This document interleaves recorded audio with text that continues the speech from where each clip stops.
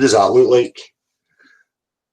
Looks like a cross between fucking Jed and that Validation boy. I think it's their love child. A wee fucking skinny body in the bonnet. It's probably got more personality than them.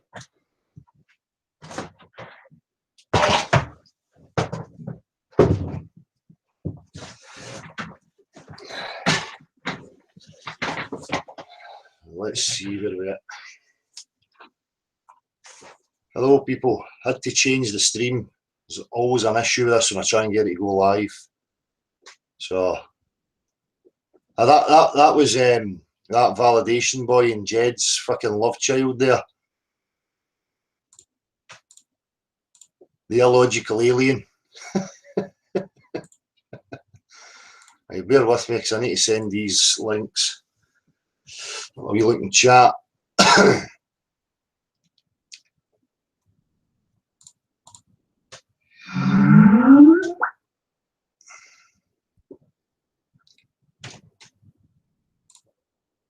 Right. Oh, telling the truth. Link to what? Arlen, what the fuck? Alien Hangout, nice prop. Gasper Limited, lol. Jan, hi Dale, hello. Watcher 1421 now, I'm here on this one. Welcome. Good evening, Dale Rock Vibrations. Hello, how are you doing? And Tone Overdrive, hi Dale, chat. I'm chatting. Terror attack here in Germany. What is this? This just happened recently, today or what? Right, bear with me. I'll send out the link in a wee minute, just once I catch up with what's happening here.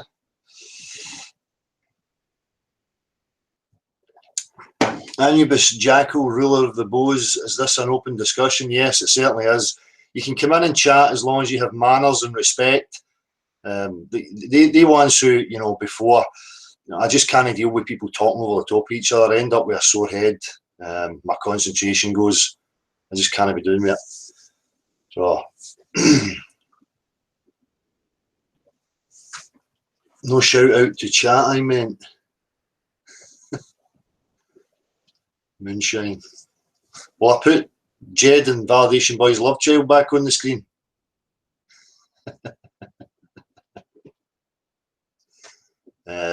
John Smith, if you're watching, I'll send you the link in a wee minute. I just want to get through a couple of things here.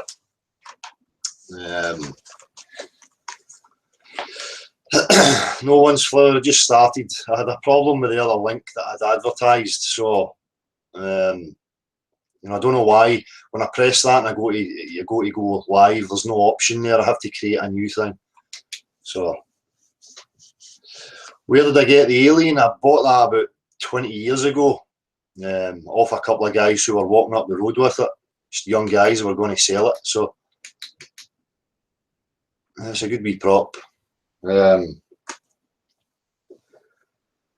just going to start every time I do one of these live things and make it clear what my stance is, so that there is no dispute, you know. And as I said before, although I have flat earth in my titles, you know, I have never claimed any model true, and I never will. Anybody who knows me knows that, you know, what my message is, and I have always said, you know, don't adopt any of these models. So my stance is purely that the claim the globe is a lie. There is absolutely zero proof for it, and anybody who makes a claim that it is true, the burden of proof is on them. You know, the only claim I make, you know, through testing and observing, is that whatever the full dimensions, it has to be able to contain the water. And the fact that we live in a pressurised system would tell me that it's some sort of contained, sealed unit. You know, feel free to refute that, whatever you want. It's not any claims, it's just logical deduction on, you know, observable reality. So, I'll just go to chat and say hello again just before I start. You know.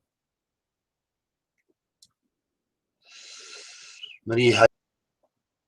Steve Atomic, hello man. QN Fee, good to see you. Good evening from Holland. Right, so I realise I'm competing with the Celtic game here and fucking Coronation Street and EastEnders, but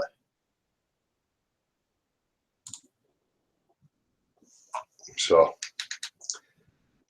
aye, I'm not going to waste too much time on, you know, the illogical fucking troublemakers, but I want to talk a wee bit about that tonight. You know, in these groups that are organising themselves amongst us and around us, and it was the same tactics and the same operations as I pointed out in places like Facebook. So, who was I going to there?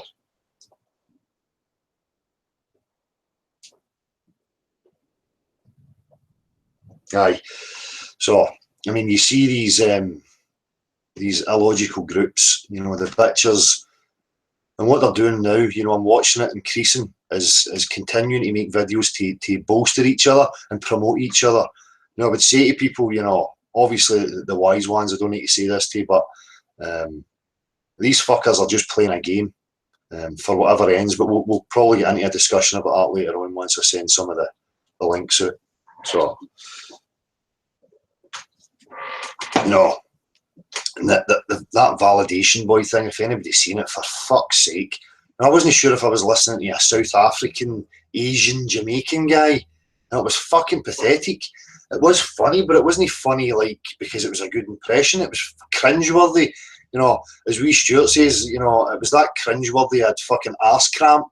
You know what I mean? Fucking hell. But that's the only methods I've got.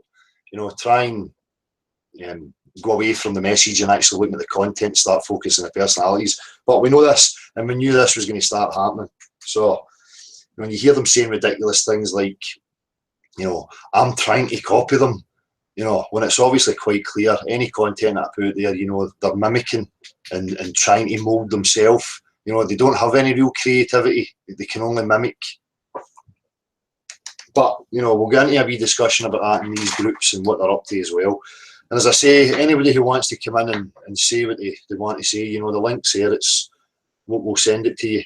You know, I've titled this "The People Beyond the Imaginary Curve," and I'm going to keep it that title because that's it for me. You know, there is no argument, there is no debate. It's only about what proofs there actually is. And so far, for the Globe, I have seen absolutely nothing. You know, any other model I can kind of play with and you know look at seriously, but the Globe is just fucking nonsense. Anything that's the exterior of a shape, you know, it's ruled out as far as I'm concerned. You know, concave is fine, as I've said before, but know that we live in the inside of the walls. I mean, you need to get over these ridiculous fucking cartoony ideas. It might very well be that it's concave and we're on a, you know, some sort of level plane within it.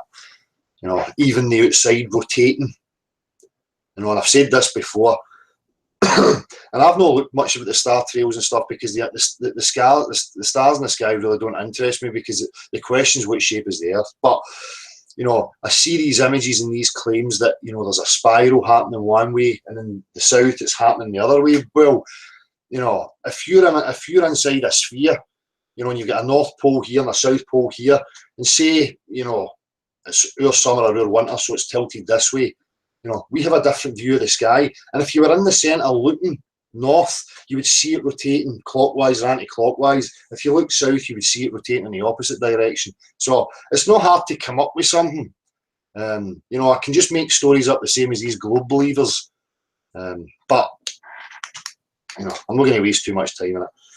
The whole point is, you know, the globe's a lie, and it's where do we go from here? You know, the discussions are open for anything. You know, if you want to talk about philosophy of the mind, philosophising about our origins, then by all means, you know, but I'm just not going to sit back and accept people's claims or assumptions.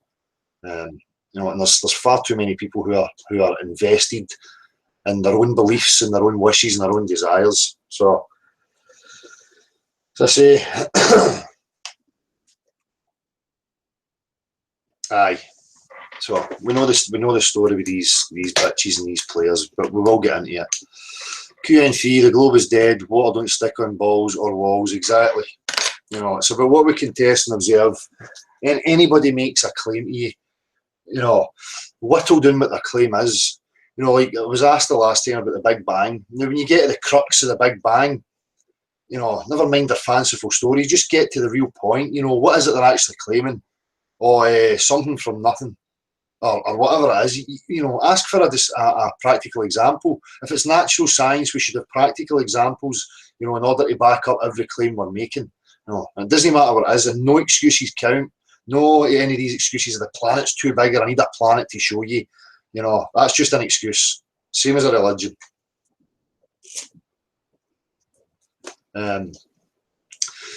Young Jamie Brown, I caught some of that your live thing last night, man. I'm sorry I missed it. I was away jamming. But it was good to see, and it was good to hear what you were saying. And standing up to these people who were obviously over trying to badger you. So keep it up, man. It gets easier the more you do it.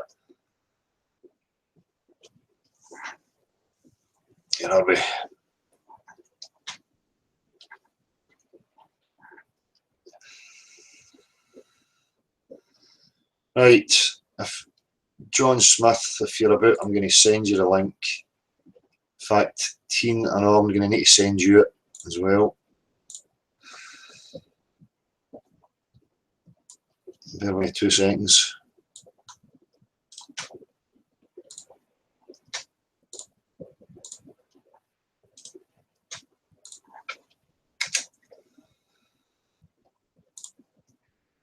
John Smith.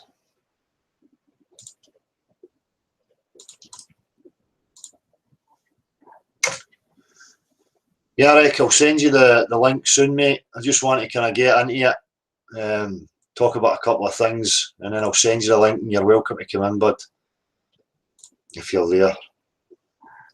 So,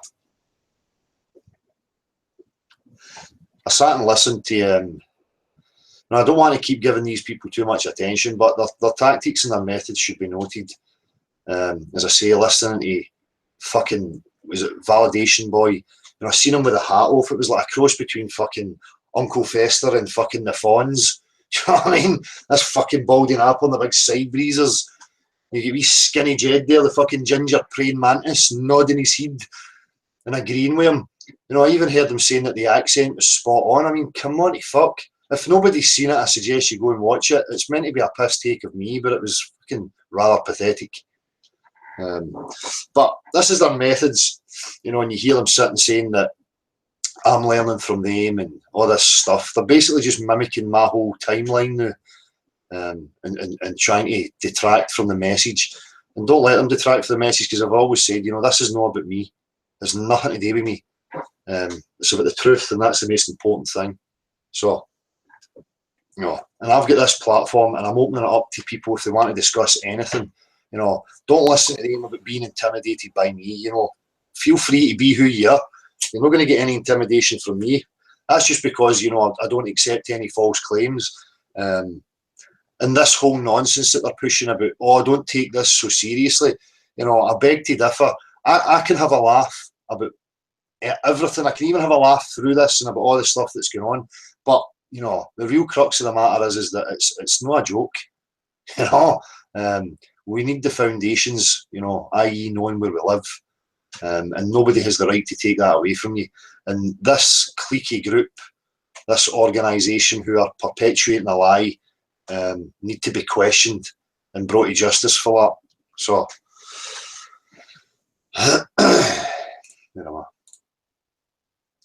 Teen, welcome, man. All right.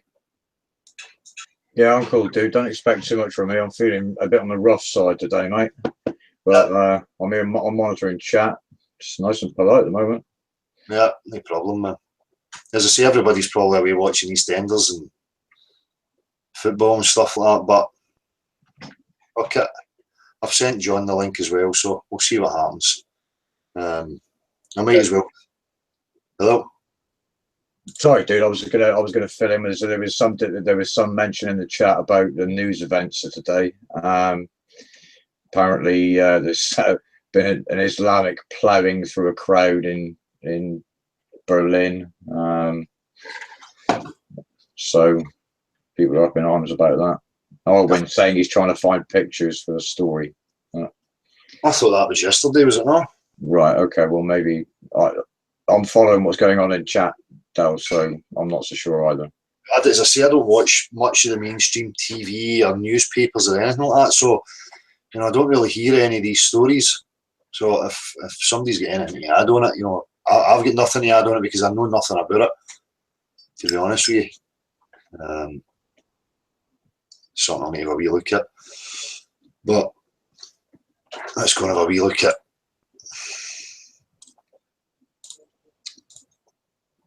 some of the previous vids, comments.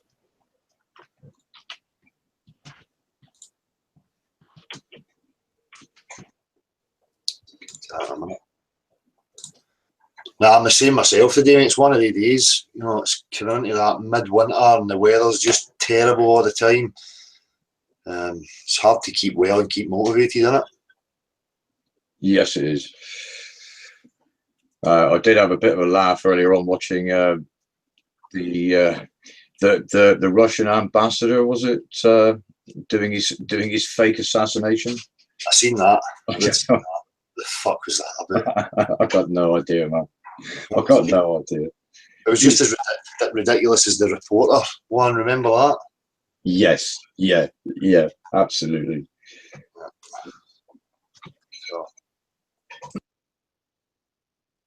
Sorry, man. I'm just getting a wee bit distracted here. I'm just trying to look at the chat and look at what's going on here.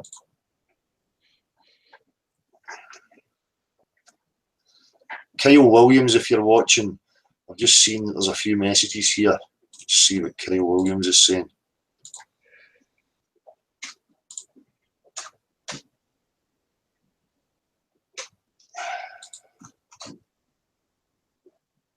My model changes on a daily basis. It's great. Keeps life interesting. I tell you one thing, the world I once knew is gone. Bye-byes. Yeah, same for us. Well, everything's up in the air. You get to that point where you realise that we really know nothing. You're born into this captivity, this culture programming that's put to you, and it's very easy for people just to adopt it as this is just life and this is a way of it. When really it's not. That's been initiated, that's built up through time. It really doesn't have any relevance to truth of who we are and where we are. It's just nonsense, distractions to keep you from questioning this very thing. So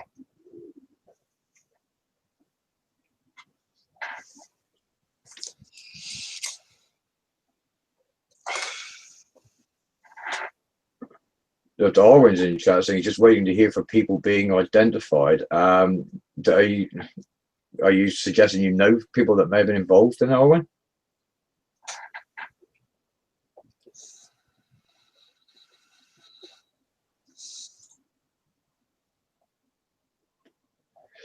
See, this is the problem.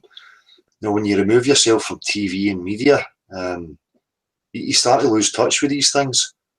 It's not until somebody's bringing it up or you happen to catch it in a YouTube video or some other media, but there really is something I know nothing about. I'm going to have a wee quick look, actually. Yeah, but it's just as easy for them to fabricate a backstory to a lot of the names they put out as victims. I mean, you've seen that from Sandy Hook and other places as well. Yeah, they should be identified. Yeah, so it's definitely something that's happened there, eh? By the looks of it. Oh, but the events. How genuine it is as an event or as a stage play, I mean, I don't know. It's apparently, from what people are saying, that's looking dubious. Yeah. I'll call the Turkish ambassador thing a joke right now. I mean, PK did his normal comical breakdown of it, and I can't pick fault with that. It is ridiculous.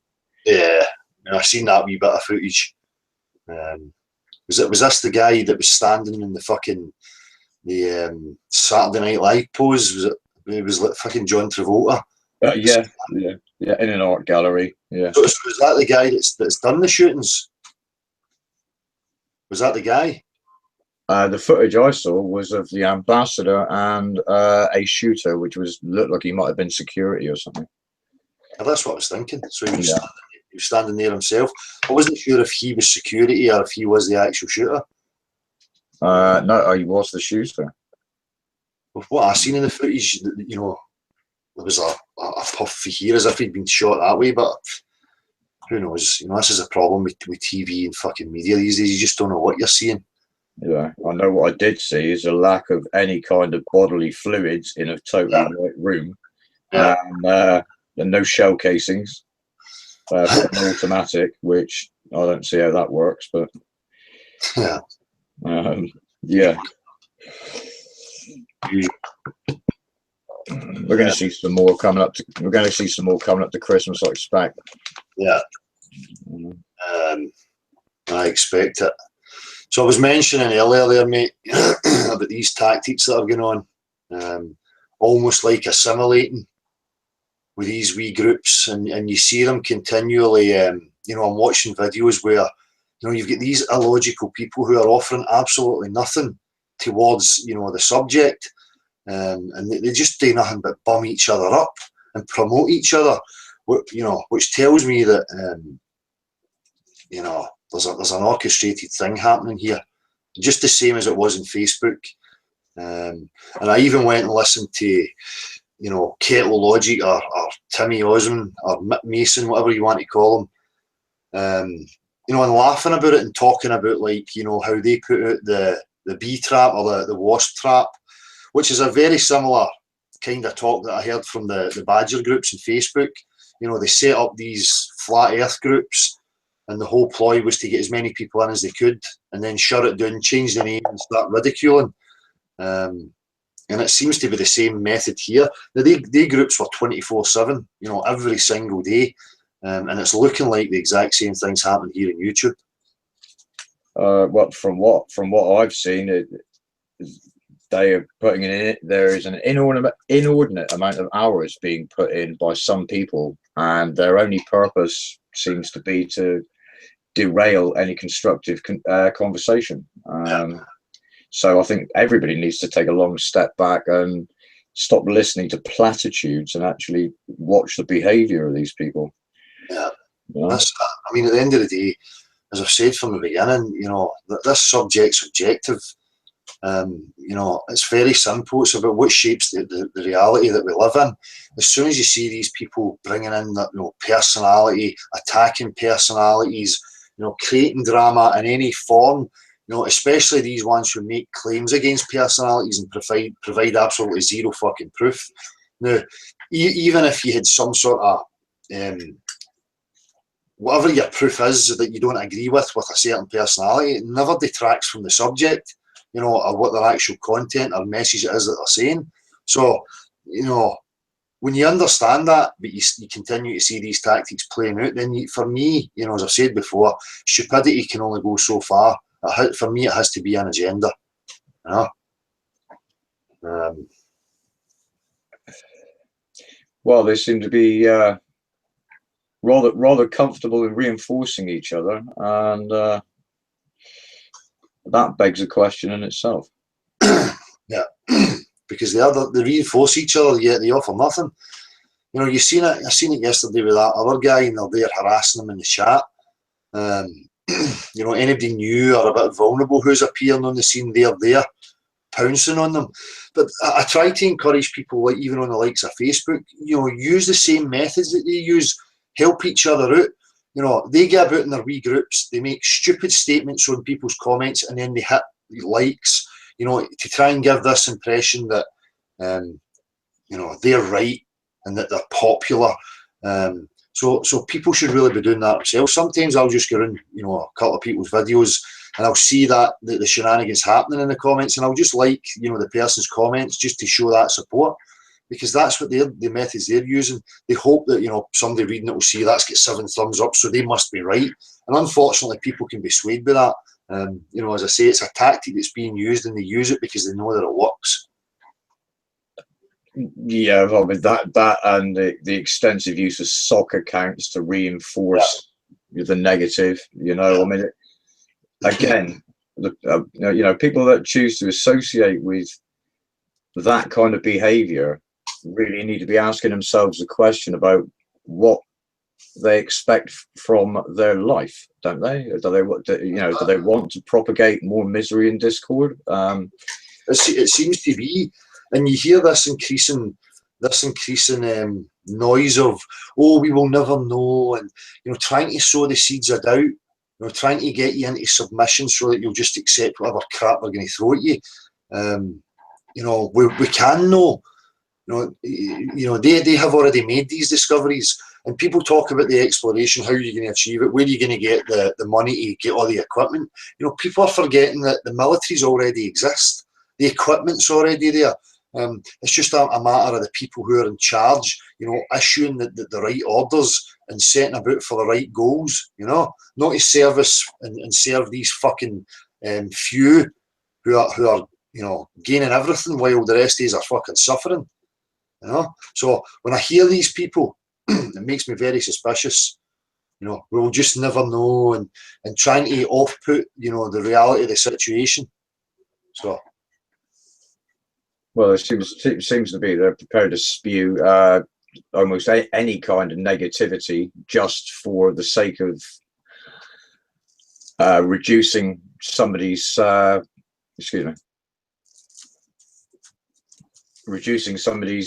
willingness to come forward and attest their quest for truth.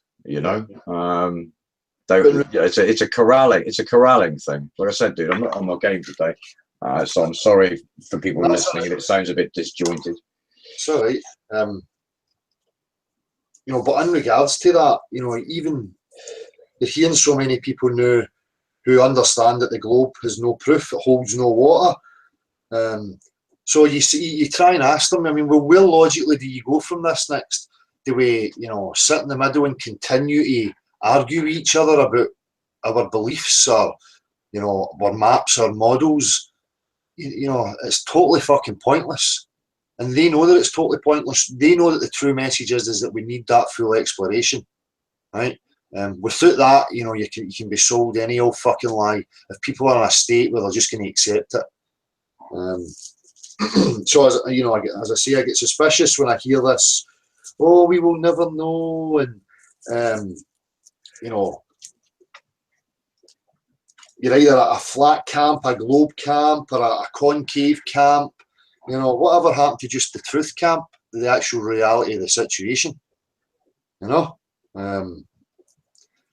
soon as I see them separating and splitting into these camps, I start to get suspicious. And then I see the behaviour of promoting each other and trying to make each other relevant. I get even more suspicious. And I clocked this as it started to happen.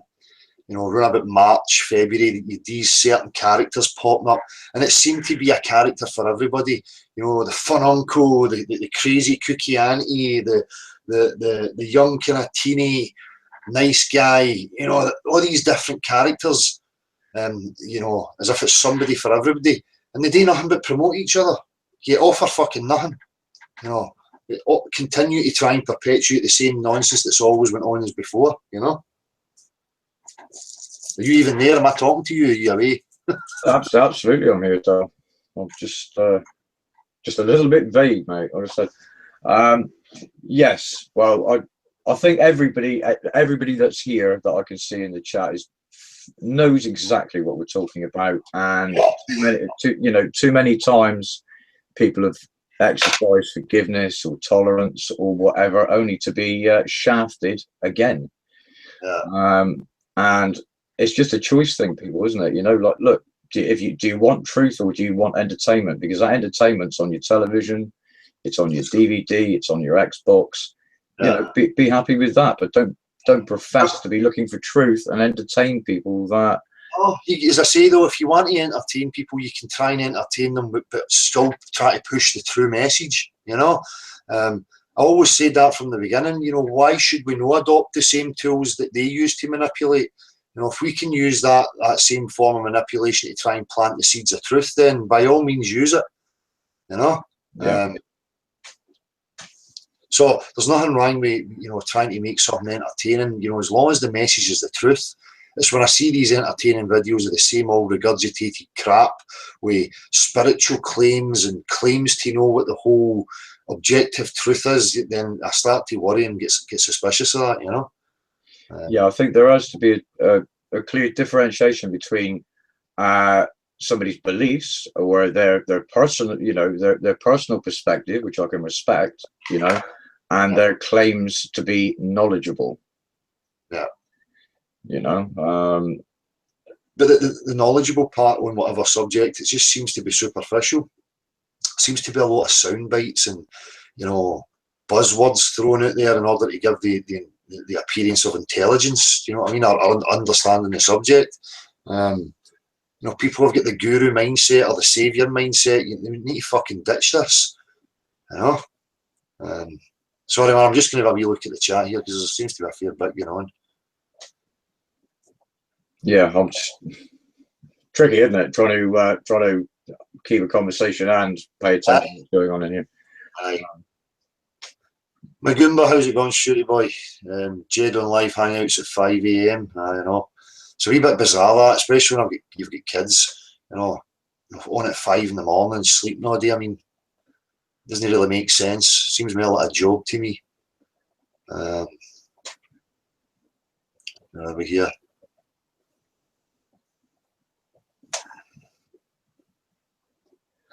QNF, yeah, do I see this promoting also? Yeah. I think it's becoming very clear. You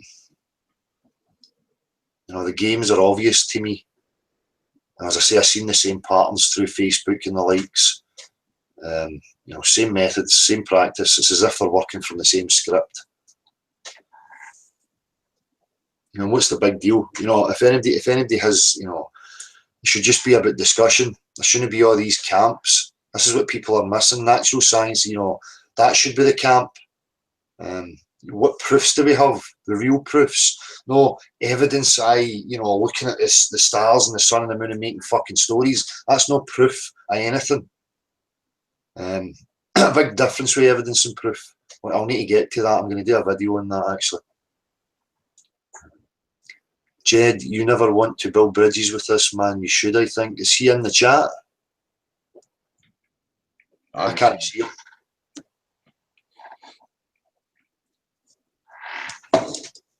I haven't seen him. You got to look at where these characters appear from. You know, they're just here and they cause nothing but discourse, and that's their whole method. It was the same in Facebook. You know, once they realised what I was about and that I wasn't pushing any claims, they removed me from all the groups and they started making memes, you know, trying to degrade and, you know, ridicule you, although you're not even there. But they knew they were putting that out there in these groups to try and throw people off of whatever it was that I was saying. So it's no different here, only they're making videos here, you know, and spouting fucking nonsense and making shite fucking impressions. I still can't go over that. Okay. Yeah, man, how's it going? 99 pence and all that. You know, trying to be fucking Scottish. It was a fucking joke. Are we talking about Illustration Boy? Yeah. Imagine being 40-year-old and calling yourself boy. That says it all. Yeah, fantastic.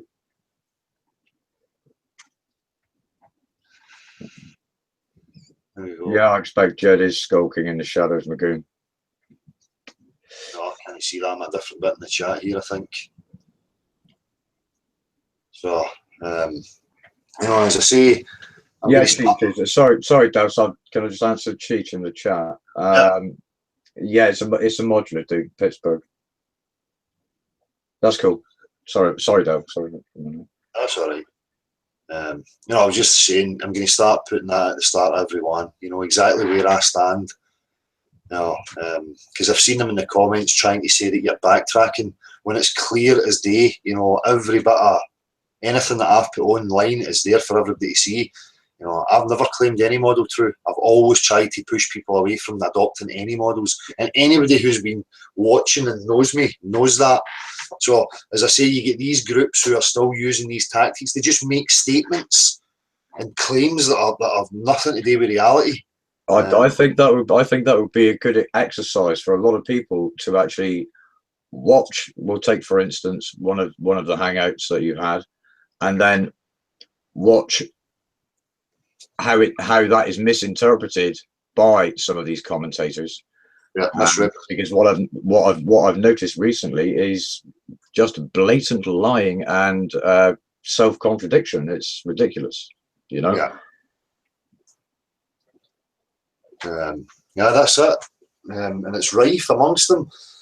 You know, not even just the live stuff, some of the previous videos that I've put out there, you know, and now I'm hearing them mimicking and saying the same things. You know, I even heard them saying how, you know, I'm trying to copy them and adopting their methods and their tactics. And it's fucking clear as day what they're up to. And it's good that other people can see it. QNF was saying it there, that they can see it. Peter Mattia, work the system, folks. It's not that hard. Pay the banks their interest and they'll give you what you want. Aye.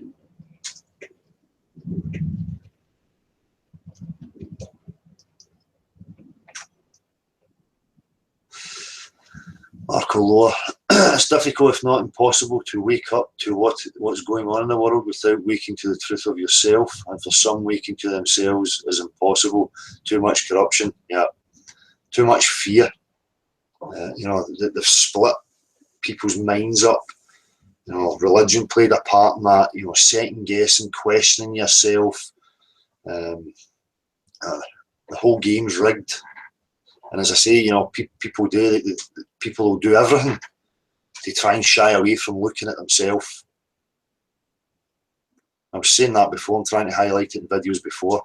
You know, you're the only one to blame for anything that happens in your life, you know, unless, of course, somebody's imposing your free will, you know, by means of force or whatever. But you can't sit back and blame anybody for anything. You know, how you feel, what you think is all down to you. And even in regards to relationships with people, you hear them saying things like, well, he or she made me feel this way. You know, you've got to look at that and go, how is that possible? That's physically impossible. You know, if somebody's making you feel a certain way, it's your own insecurities. It's whatever you're telling yourself, you know, and attaching yourself to. You know, people don't physically go in and mess with the workings of your mind or your emotions. You're somehow setting up your whole story and your relationships with people and what you tell yourself about them. You know, so if you have a false idea or belief about some person and then they behave differently, you know, that hurts your feelings. You know, and then people will blame them. You need to understand that it's you that created that game in the first place, you know, by what you expected.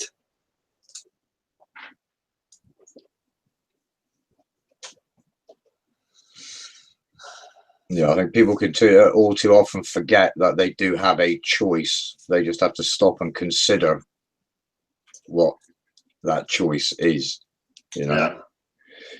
Martin's saying, you know, when they can't get to you, Dale, this is the tact they take. Yeah, that is their tact. You know, especially if you're representing truth, you know, because that's always going to be a threat. So when they come knocking, you know, it's never to deal with the content or anything. You have a discussion logically about anything that you've said. It's just purely to try and slander and attack, you know, your personality, like fucking tattoos or the way you speak or where you live or, you know, anything, you know, other than the actual content. So, as I say, that's what I've tried to say to people. If you understand the question, how it's very simple, you know, and you're wondering who the players are, you know, understand that and you can start to see them as clear as day. And obviously people are. No. No.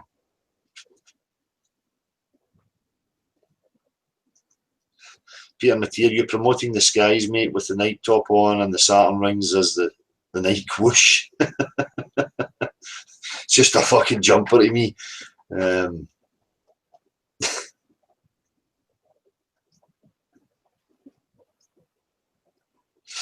Amanda, spot on. She who expects little is seldom disappointed. Exactly. You know,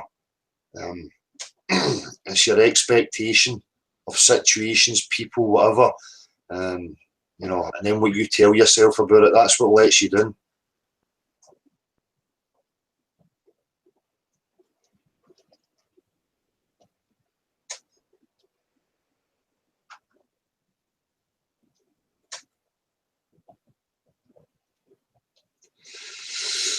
So, as I say, it's the people beyond the imaginary curve now, because, it's not a debate. It never was a debate, and never should have been treated like a debate. The claim is simple that it's a globe. It's not a globe. We know that it must be able to hold the water. That's just a fact of reality that people can try and deny if they like. Which leaves us with, flight paths and shipping paths and restricted travel within a compound, and then we're showing this globe in this area, and that's all that people are working off of, and trying to make sense of flights and flight times based on this data and what they told you, which is a fucking total waste of time. You can pick flaws in a claim, which is fine if things don't add up, but to then think that you're somehow going to map out the true existence, the true dimensions, it's a fairy tale, and it's a total waste of time. Unless a model's made and then it's verified by exploration.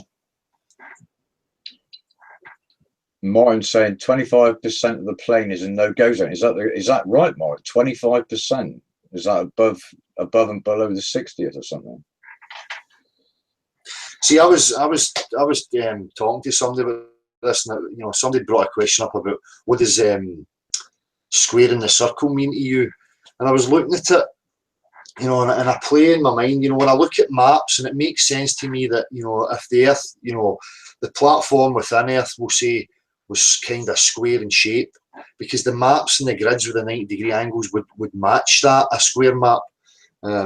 So I started playing with, did they actually circle the square, and remove the corners?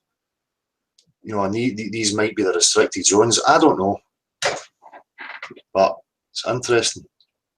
Martin's saying yes, that's right. It's 25% combined. Everything above and everything below the 60th parallels is a quarter of the fucking surface area. That's fucking lot, man. I know they say in the figures that the southern hemisphere, hemiplane, whatever you want to call it, only has 5% of the population. So it makes me suspicious that a lot of these places quite close to something prominent. Some integral part of this reality, a way out, a way in, could be anything. Why are they so sparsely populated?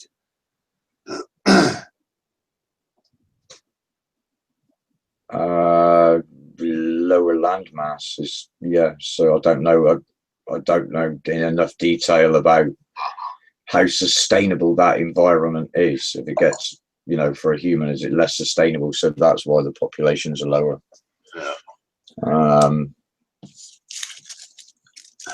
Who knows? But they claim that as reality anyway, so it's an interesting thing.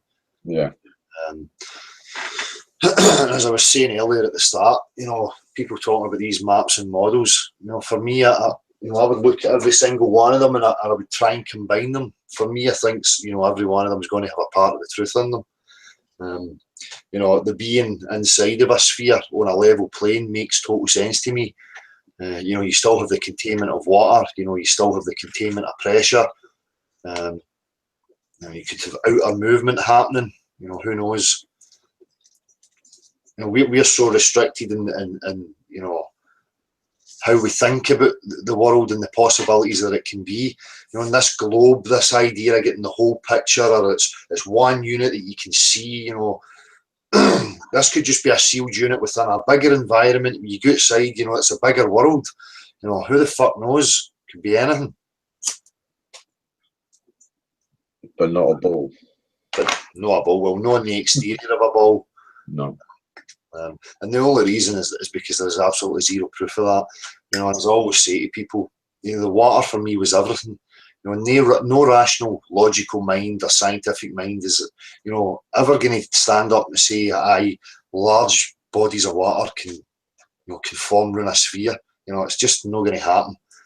We know it has to be contained, so it's just a matter of what's the possibilities of that containment. And that's where a lot of the disputes are happening. But it doesn't need to be a dispute. If you've got a model or something that you're working on in your imagination, that's fine. But putting it out there as claims is an issue. It causes too many fucking problems. Absolutely. Where are we here? Chat, have a wee look here, see what's happening in chat. Stephen Bibu, I'm sure I've met Stephen Bibu before, way back on Lone Zen Warriors. He invited me to hang out once, one of the very few that I've done. Rory McFizz, how's it going? Teen, good to hear you talking, mate. Right. Awesome. It's kind of hard when you've had a wee smoke, yeah? Yeah, well, I'm off colour, dude, anyway. I'm just, some sort of lurg. So, but I thought I'd fucking, got to fucking take one for the team, you know? I've got a question for anybody. Somebody might be able to answer this. When there's discussion about orbit, things that are in orbit, a satellite, a planet in orbit of another planet, any of those things, right? The way it's suggested is that it's at a virtually at a balance point between being pulled gravitationally and its own inertia carrying it out away from that orbit. Doesn't that put everything at a point of near shear? Right? What is the what tension is being created by that balance, and how are those forces accounted for? How is that tension accounted for? Because come on, magic. Magic will be the answer. Yeah, it's going to have to be, isn't it? You're talking logically and mechanically and what actually happens here in this reality. They're not interested in what happens in this reality. So you're probably going to get an answer of magic. Yeah. Yeah. Right, okay. We're not. Okay, nobody seems to know in chat. Right, yeah, well, that's just something I don't know. I don't, like everybody, I want to learn. So if somebody thinks there's an answer, I want to hear it, The right attitude, mate, that's what I've done. You listen to these claims and you try and, run it through and how it's possible. And, you're quite right to come up with the questions. Because, for me, the majority of what they tell you about that stuff just doesn't make any sense whatsoever. Not that it makes sense. It's that we've got nothing practical, to go by. Any of these examples, nothing practical. No, or human experience doesn't scale up to the levels that they're suggesting, does it? I mean, it's however many trillion tons this planet weighs, and the tension built by the inertia of it doing two things at the same time. Is that going to hold together? I don't fucking think so, mate. Is it? It's just fucking nonsense. Yeah, total nonsense. I asked them for a simple practical example at any of these claims, and you get nothing. It's the same as the liquid one. Just give me a practical example. Stop telling me stories. If it's a story, it's a fucking religion. I'm not interested. And I even heard these. I think I was laughing about that last time. You can see gas on planets through your telescope and all this fucking crap. Yeah. Hi, John. Hiya. John, how are you, man? You all right? Good, man. How are you both? Hi, good. Flagging, dude. All about hearing you. What was that? I said I'm flagging, and all the better for hearing you. Well, thank you very much. Taking the pressure. Did you hear my question, John? So, what's that again? I was asking people if there's anybody in chat that could explain to me how an object that's supposed to be in orbit, a satellite, a planet, whatever it is under the influence of two forces, isn't it, at one time? In order for it to maintain an orbit, then it has to be at a balance point between diving towards something and shearing away from it. Surely there'll be an inordinate amount of tension. Is that right? That's true. I've never thought of it that way. Yeah, and And these machines appear to be quite. They don't seem that robust, do they? When you look at them. No, they're made out of like aluminium coated plastic and bits of stuff. Cutting rods and fucking tinfoil and plasticine and gaffer tape and everything you need for extreme conditions, you know. You think it's sense would tell you make it compact with nothing protruding, no wires, no delicate parts on the outside, you know. Yeah, Martin's saying that it is. They explain it by saying that it's falling to Earth but misses. No, the deal is, mate, is that there is another vector of force involved. Is what I'm asking, and the between those two forces, where it's falling, and the inertia of the direction it's initially traveling in, creates a point of tension, and I'm pretty sure there ain't going to be many things, given the magnitude of those forces, that are going to hold something cohesive. It's just going to, be torn to pieces. Think about it. And we're talking 24/7, aren't we? Yeah, absolutely. All year round. Yeah, extreme heat, extreme cold, extreme movement. Yeah. None of that matters though, because we've got magic to hold it all together. Yeah, that's true. I keep forgetting that. The super scientists as well. You know, don't forget about them. Guys, can you help me out here again? I don't have any chat. I can't see any chat on the right hand side.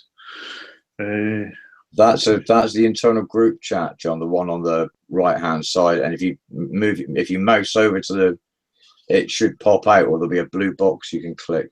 Oh, blue box. The group, the community chat is on the watch page, but you have to mute that. Yeah, onto YouTube. If you want to see what's on the chat, you need to go to YouTube. Oh, excellent. Okay, yeah, I keep forgetting that. So, I'll just have to do this a bit more until I'm used to it. Yeah, same with me. You know, I set the advert up earlier on, and you know, you go into once the timer's counted down, and there's no option there to just go live from that point. I had to create a new event. It's just teething problems. You know, I'll get used to it and figure it out. You doing the dishes again? So I seen. I'm always multitasking. I see. Apparently, you're my bum chum and my protector or some sort now. You're what now? My bum chum, my boyfriend. I'll have to come clean and admit to all those claims. This is what I was talking about earlier. They don't like it when people start showing support for each other. Yet these organised groups continually go about supporting each other and promoting each other. You know, while genuine people seem to be getting torn apart, and no standing together and uniting. Well, yeah. I meant to. I don't have time, but I meant to respond to you earlier today. But I was thinking about that, and it's a little bit like the narcissist. Yeah. Who try to isolate you and bully you, and they can't do that so well if there's people agreeing with you or all standing together. Yeah. So they're getting quite annoyed that they can't isolate you totally, so that they can all jump on the bandwagon and put pressure on you. Yeah. So they hate the fact that you're confident and you've got other people who share your outlook. That's it. And it's a threat to them. Absolutely. Because that's it. They know it works for them, and they employ it. So you know, why shouldn't we be employing it? You know, start supporting each other and don't let them fucking away with it. Yeah, absolutely.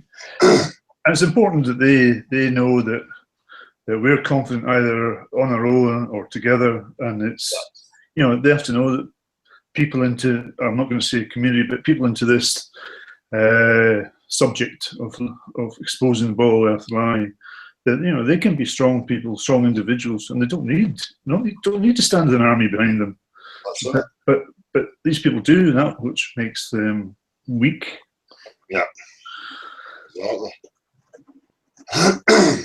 You know, but that's it. As soon as they get wind that there's a bit of solidarity between people and that there's, you're not going to accept any shite, they soon think twice about it. Yeah, absolutely. So it was funny that it was. I seen you were commenting on the whole impression thing. What about that? Did you be impressed with the Scottish accent? Oh wow! I thought, has Del got a twin or something? Because it's just so good, wasn't it? Aye. Gave me a chance to see what I would look like with tattoos on my face. I think I'll pass. Anubis, what were you looking to get on board? Were you do? Was this? I'm sorry, something happened in chat. Somebody in chat asking whether the link's been sent out. I'm not sending them out on this because there's, rogues, if you like, illogical numpties who came in the last time and took over it. So, 2 videos, 0 subscribers. Yeah. Well, let us know what you want to discuss. I'm going to send the link to Jarek shortly as well. I just don't want to get too busy. No. Didn't the powers that be have to blow a hole in the firmament before going to space? That what all nukes were for? Who knows about any of that story? But that was the point I was trying to make to that Ali B yesterday. Whether people think they're actually in space, or what is it people think space actually is? Because whether it's a vacuum or some other medium, for me, testing and observing, there's going to have to be a solid barrier between the two, unless somebody can show me something different. There's absolutely no reason for me to think anything other than that. If that's what we test and observe, from the micro to the macro, it should be the same. So, as I said, what you want to talk about yet? No. No. Yeah, it is an open chat, Anubis, but we're not looking to have any disruption here, so no discourtesy to you, and being somebody that's unknown and whatever, it's worth sort of qualifying yourself a little bit. I mean, just for the community here that don't want this thing derailed. That's all. People can challenge anything or any statements or ideas or whatever they want, but the thing that I'm not going to put up with is just mindless shouting over the top of each other and somebody trying to argue from belief. I can't be bothered with that. So if it's discussion, it's fine. Anybody's welcome to come in. Apparently he'd like to clear up Star Trails. What about Star Trails, dude? I will. Kyle Williams SUP meeting. How's it going, mate? I seen Kyle Williams was commenting. Also, Flat Earth Female had put a comment as well saying that she had been unsubbed. That's a few people I'm hearing from now that are saying they've been unsubbed.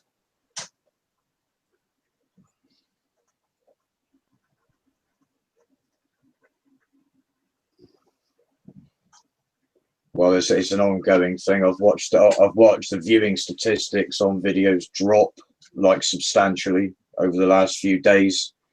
You got there's a view count, and then you refresh it, and the view count's dropped by a good margin. And what can you say about that? There's some degree of contrivance to garner an audience using those statistics. Yeah, you just can't trust, viewing figures, thumbs. None of it can be trusted anymore. There's just so much fuckery going on with it. I don't even pay attention much to it anymore. It's only when you notice that something's frozen or somebody's saying to you they've been unsubbed that it comes to your mind. But yeah, I think it's worth to continue to point this sort of stuff out, because that's it is going to have an impact on people that value those statistics, and it's quite easy to dissuade people from following their ambition to by throwing a lot of thumbs down in there, or hacking their view counts down or restricting the comment sections that they've got available to them, so it infers that the public attitude is something other than it actually is. Yeah. That's it. That's the methods. That's what I was saying about them thumbs in each other's comments and continually make videos promoting each other. It's just to give that appearance. YouTube, welcome. Yeah, you're right, Teen. It's that's put up so much negativity, and hopefully that will convince others not to look either or to join in. Yeah, the positive end of it would be people contributing, wouldn't it? Having the confidence to contribute and ignore all of the nonsense. Yeah. Because I'm of the belief that everybody has got something valid to be considered. Yeah, I agree with you. Yeah. That's why I'm saying, opening it up for anybody. And it's interesting. My conversation with both you, Del, and Dean. I don't think either of the three of us would dismiss a different opinion and be abusive about it. Yet the common thread with all these people with agendas is that they have to go on the offence and be abused straight away. It just highlights where they're coming from, really. Absolutely, and I think what it also does is normalise anti-social behaviours that other people maybe fall into without stopping to think. Come on, people. There's we can all be polite. We can all listen to each other's wisdom, knowledge, learning, whatever it is, and I'm sure that we can all benefit from that without any of the mudslinging. Yeah, but I think that's maybe a bit of assumption that we all want to learn. I don't think these people do want to learn. So, my mistake, John.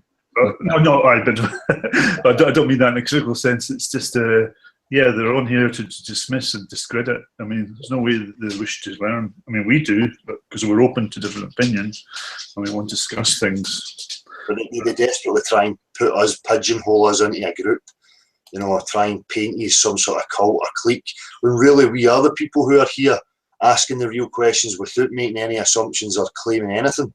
And that's a real issue for them. Absolutely. And now you're seeing this desperate attempt to try and pigeonhole us, and they're just, now the slanderous is just getting ridiculous. They're just boldly saying things that are not true in absolutely any way, shape, or form. But then Del, I say, bring on the slander, bring it on. That's it. Highlighting themselves, just highlighting what they really are, and thankfully the people on this subject who are mature and intelligent enough will see that, and they'll just go, well, they've obviously got an agenda. What's all the abuse about? Yeah. So that's as clear as day. That's what we're saying at the beginning. If people are looking for the players or the psyop part or the whole truth thing, then look for this mudslinging, unproven claims, whether it be against persons or the reality you're living in. And all the emotional tactics, the ones who continue to use that and play the games are, for me, a part of the psyop. And I'm just looking at the post there, like Nabig.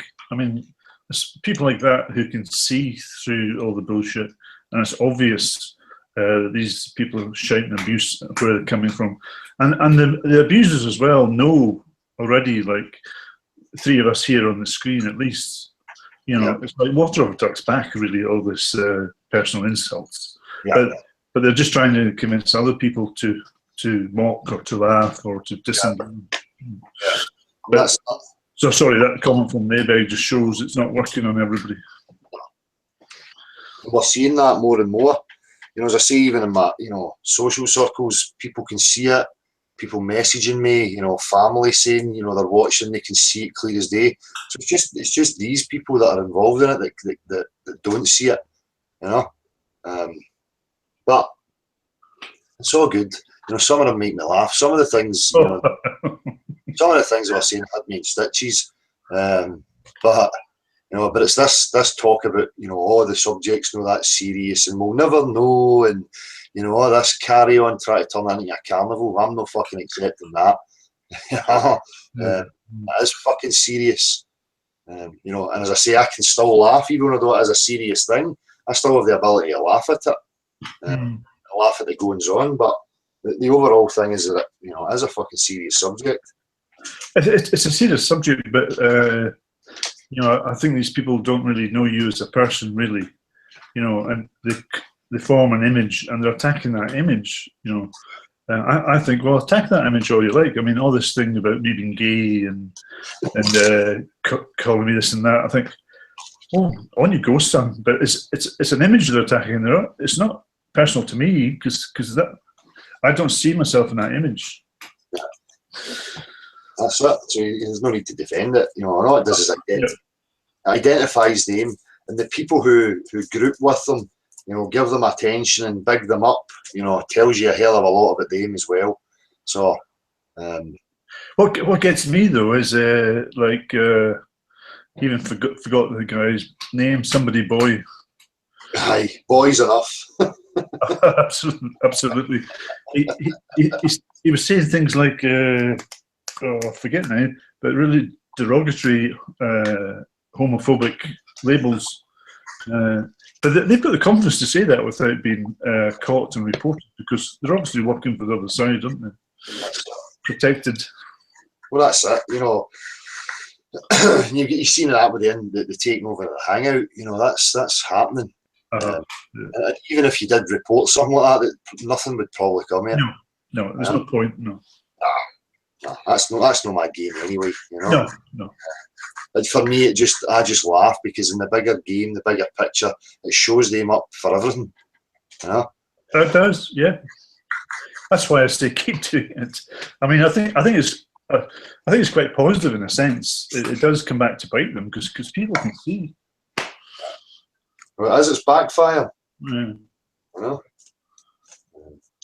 they never foresee that people will show solidarity and unity with each other. You know, it may work if it was on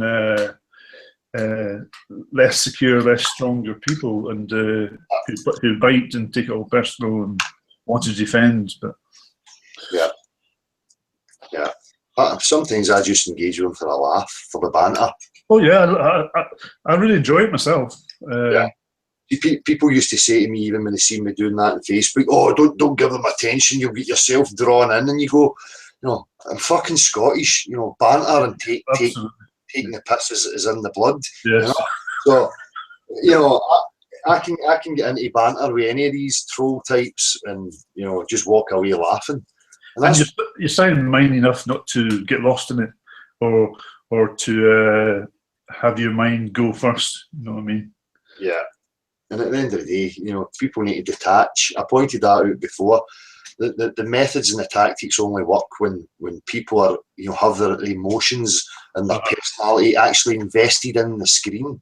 Yeah. You know, you need to take a step back and go, look, that's no reality. You know, these accounts are not in my everyday life. They shouldn't be having an effect on your emotions. If it is having an effect on your emotions, you know, I suggest that you step back and take a break for it. You know what I mean? You wouldn't want to be doing that if you're a bit unhinged. No.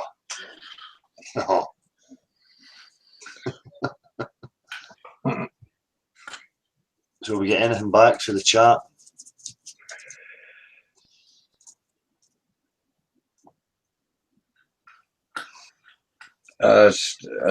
Anubis. Who are you, dude? What's he saying? It's just it started. Is anyone else going to get invited? Anybody's invited. Absolutely everybody's invited. You know, you can have the link sent to you privately. You know, there's no censoring by me. If you're illogical, just being a total pain in the arse, then obviously, you know, you're going to get booted out. You know, 3-strike rule in the chat. If you're being abusive and totally illogical, then you're off. But you know, there's no censor from me. I've got nothing to hide, nothing to defend. So, you know, anybody's. And Ute Hub, I don't know who you're implying is pretending not to be annoyed. Please show me wherever I've been annoyed.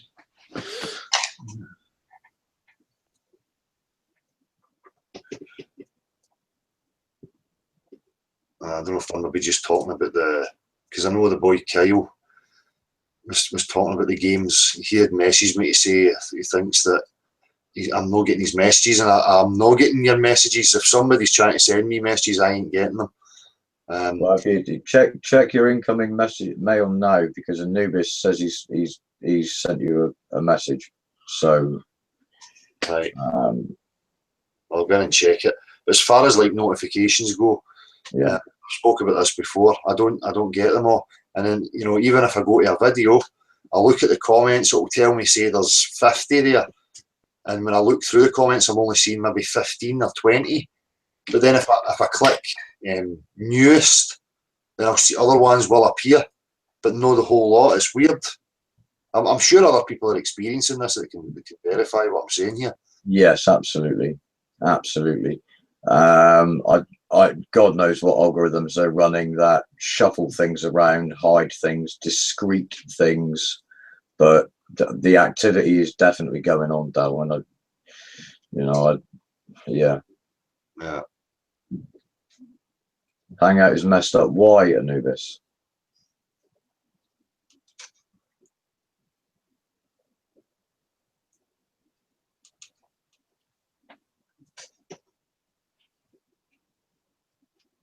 What's happening? Don't know what I don't know what the guy's referring to. I don't. To be honest with you, dude, the account's brand new. It's a zero account, and I'm a little bit suspicious myself personally. Soccer account, obviously.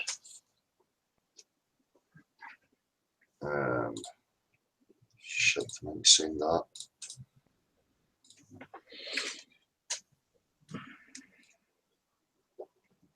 Aye, so I'm seeing more and more of these soccer accounts appearing.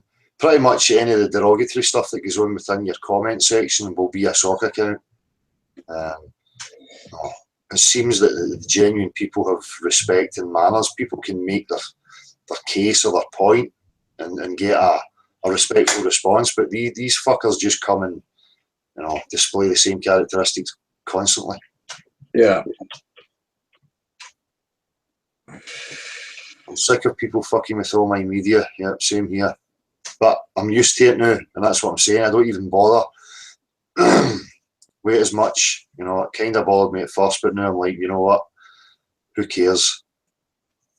The feedback I get is from what I'm seeing in my own circles, as well as YouTube and Facebook, and it's growing. As I said before, the cat's well and truly out of the bag. Yeah. I think the issue and the whole thing is that I have to be suspicious, because if you're a controller, you want to keep control, then you're going to have to offer up something, and it could even be a utopian type paradise peace. It doesn't have to be an Armageddon, everybody's going to die situation. I just don't see that at all. It makes more sense to me to have people working for you, in order for you to maintain control. And that for me is what's happening. It seems like a systematic breakdown of people's trust at any government or authority at all. Yeah. It's setting up for it, as far as I'm concerned. Right. So sorry to change the subject, Dale, but I mean, Ute's pointing out the guy's a zero sub, don't let him in. I sort of got to agree with that, mate. If he can qualify himself like through the mail and other comms and stuff, then brilliant. But not a verified account. No. If it's not a verified account, then no. Yeah, I mean, I'm quite upfront with Dell team that I don't have any subs either. I use my account simply for YouTube communications. I'm not looking at subs or getting to be known, so I'm just using this to communicate with. But I am. The difference is that me and you have had dialogue, John. Yeah, at least you know that I am who I say I am. Yeah, a big gay guy for the fucking. Oh, stop telling everybody.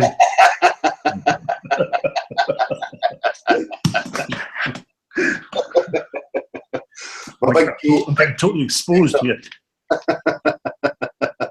My big gay protector. I've got a wee Superman suit made on with GP on it. Cape protector. Big cape flying behind me.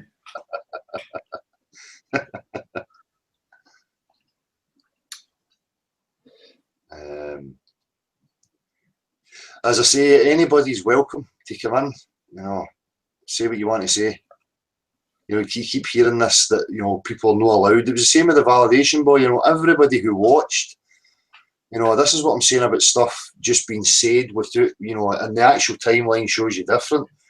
You know, the lad was let on, you know, it was treated with respect, manners, answered these questions politely and kindly, you know, didn't have to answer these questions. At the end of the day, it was about people making claims and providing proof.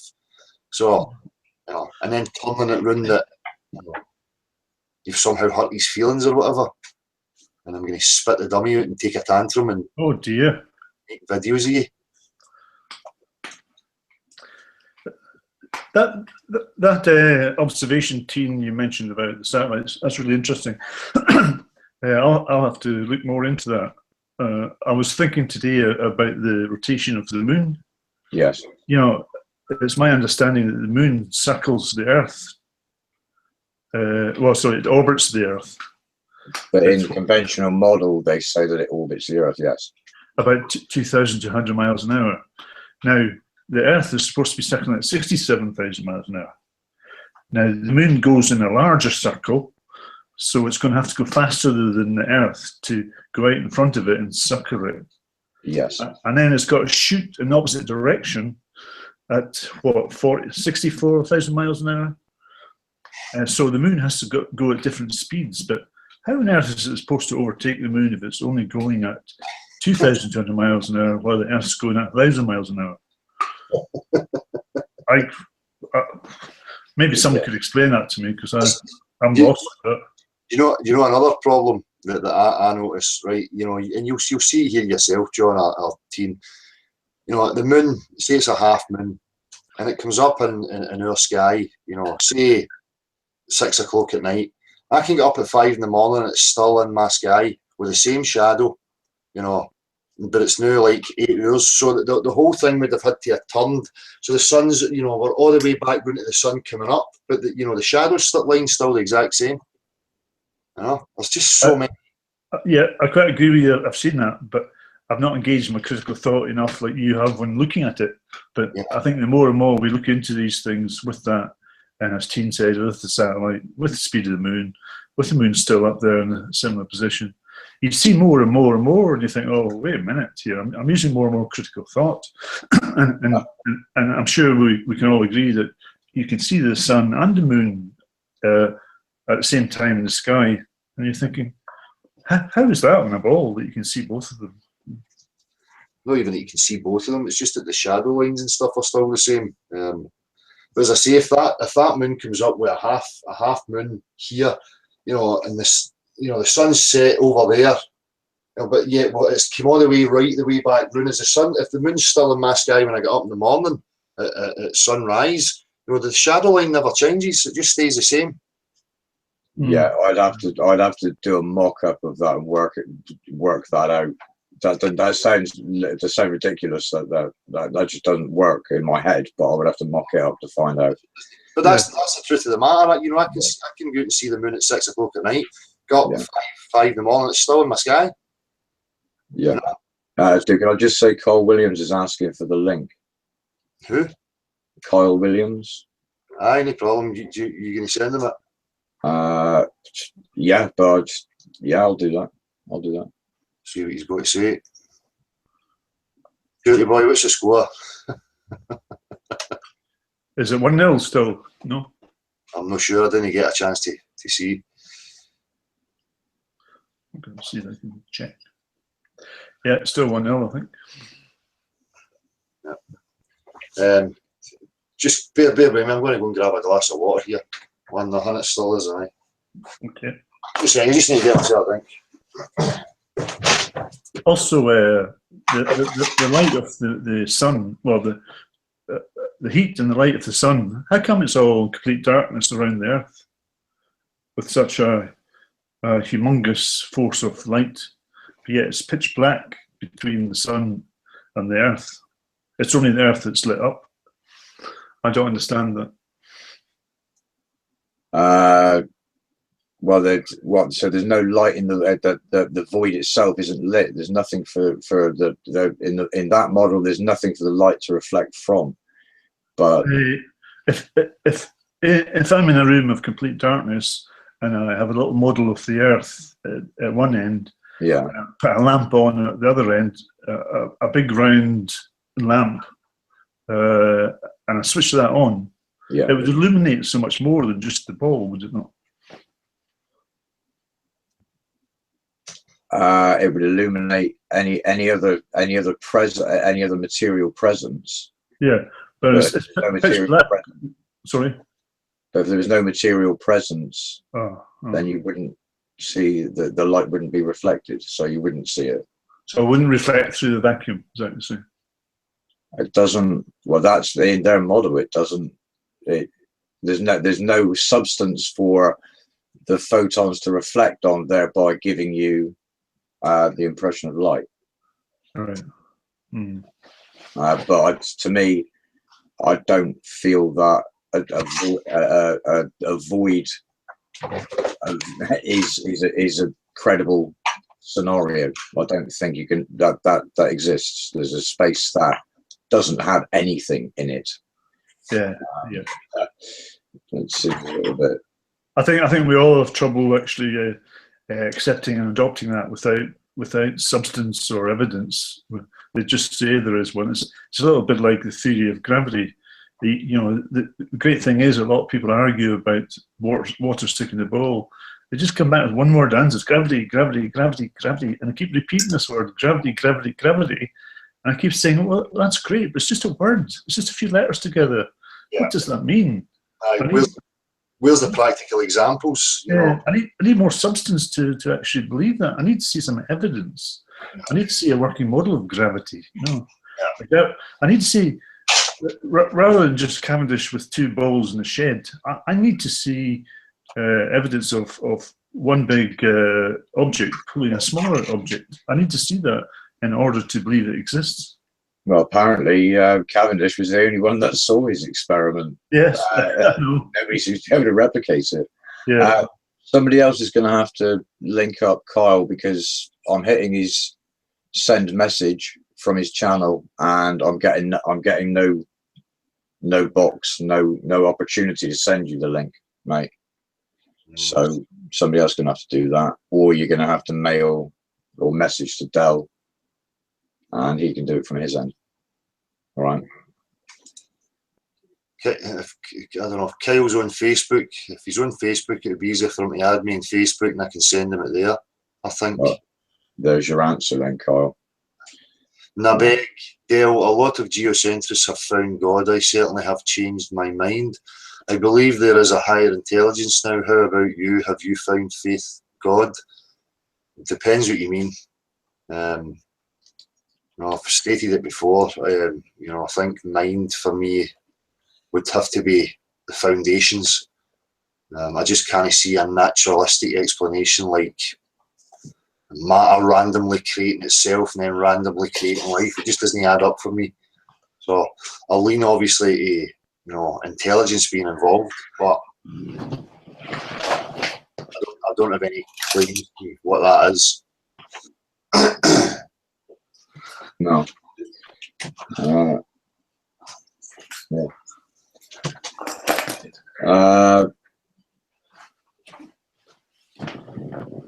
What's happening?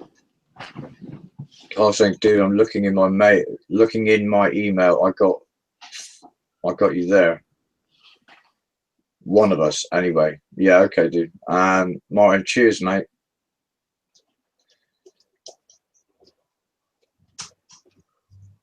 And there's a troll. Where's the troll? This Negator X. What's it say? This Nega's here. Yeah, okay, dude. Carry on, mate. Who is it? Somebody who has got plenty to be disagreeable with other people about. Well, not here, mate. You can be cool or you can go. It's up to you.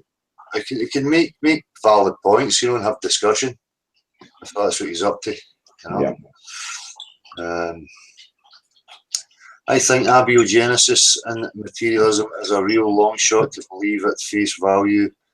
At what moment does something go from not alive to alive? That's exactly it. It's fucking ridiculous. It's Kent Hovind. I like Kent Hovind back in the day. would say, you know, what do you believe? You believe you came from a rock.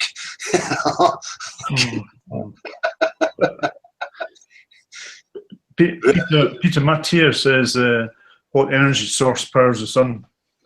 Good question. That's it. Where is it coming from? People can't grasp that. For me, it's a fucking machine. It has to have some sort of maintenance to it. And I can't remember who I was listening to the other night, you know, started talking about this.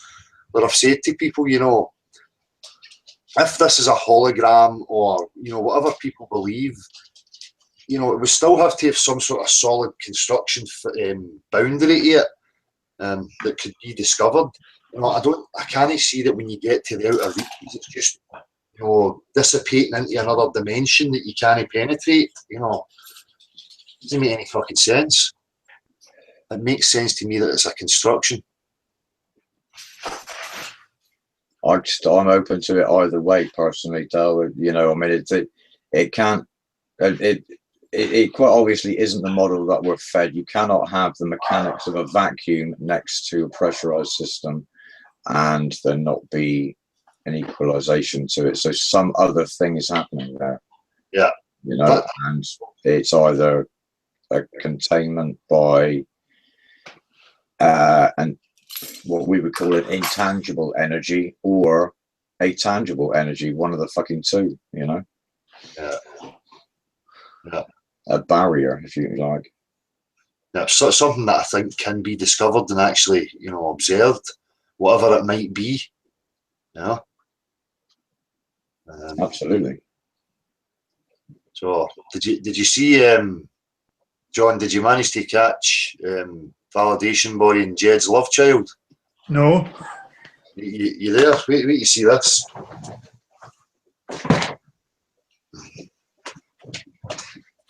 Negatalks is saying that space isn't a total vacuum. There's a gradient from the surface all the way to space. Here, John. Right, okay, I'm going to have to take your word for that. You see that? Validation Boy and Jed's Love Child. Can he be fucking with a baldy? All it's missing is a ginger beard. I see the resemblance now, right now.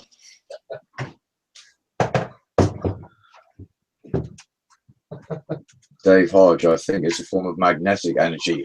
Quite possibly, dude. We need to figure it out, don't we? You know, or whatever other exotic fields that we just don't bother to measure or are unaware of. I don't know. Don't know. Time to go and have a look and stop listening to what the guy in the white lab coat has told you. I know. Let's find out. Well, I think that's a problem, isn't it? Too many people put their faith into an authority. Yeah. And authority must be right 100% all the time. And because they perhaps feel a bit insecure and unsure, it's far easier just to put my faith into somebody who knows, and I'll just believe them without any evidence. Yeah. We live in a society where that entrainment happens, you know, from birth, doesn't it? And don't you think, in a way, we're socially conditioned to disempower our own critical thought and to have had faith in somebody else who knows more, like you said, a white coat. And it's not that, it's the constant look up, you know, and talking about the sky and the sun and the moon. It makes more sense to me that if you can get to the outer reaches, you're going to make a more significant discovery. And I've spoken about that before, even like technology. I've started kind of prodding into that. You know, what's actually going on with these technologies that we're using at this very moment? What does anybody know what actually goes on inside a mobile phone or an iPad or an iPhone or any of these devices? You know, it's just, for me, I think a lot of the answers about this reality are right in front of us. You know, and I think it's probably based on their discoveries. I started looking at even like a record, an LP, and how it was made and what the actual function was of it. And it's fascinating. You know, if anybody, you know, I recommend people go and have a wee look at it. I don't know if any of you have ever looked at any of that or even considered, you know, some of the modern technologies that we have and what's actually happening. You know, I mean, right now we've got multiple voices in real time, images of reality in real time, you know, all being transferred through an invisible medium into these devices, and then appearing on these screens, and it's just stuff that we take for granted, and we don't even know what's happening. You're right. I do take it for granted, and I've never really considered it before. But I'm also aware that the technology that we know about, I think, is a minuscule from the technology that they've really got there that we don't know about. Yeah, and you know, look at the bounds, the leaps and bounds that technology has come on. You know, and you could be conspiratorial and start making connections with times when they done these expeditions and started making discoveries. They could have been finding integral parts of this reality and how it operates, and you know, reverse engineering and copying and mimicking what they were discovering. And Watcher 1421, thanks for your comment. He says he believes that TV's phones are essentially spying mirrors. I totally agree with that. Absolutely. Yeah. Wasn't television initially set, or in fact radio set up with the ambition to communicate with the ether? I think it was, wasn't it? In those days, it employed as a mass hypnosis was a secondary development. Initially, it was designed to do that. Yeah, I'm sure the Marconi brothers were in that. Yeah.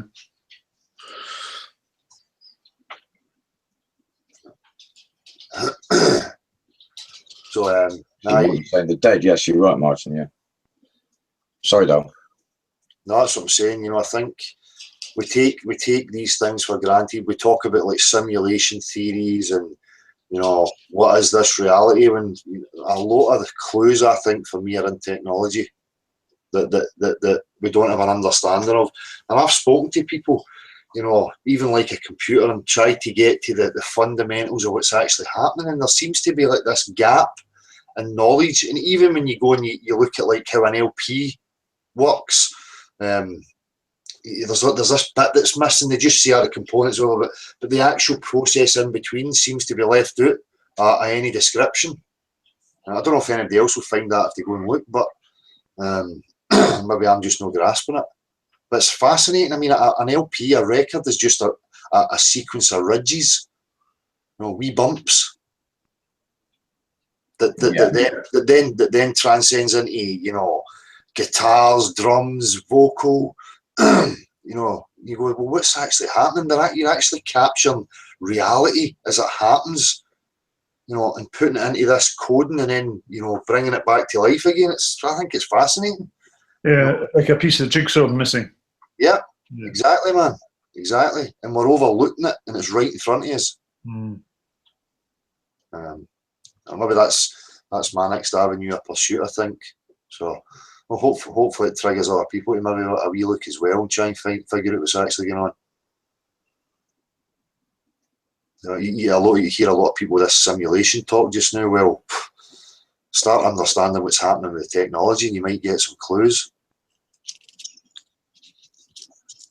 See if it's, you know, for the micro to the macro, if it's working, then tells me a hell of a lot. Technology has jumped in the last few years from horses to automobiles. It certainly has. If you look at the way they put the timeline across, like, you know, things were kind of primitive for thousands of years, and all of a sudden, you know, bang, in the last 60 years, we've just jumped into this total transformation.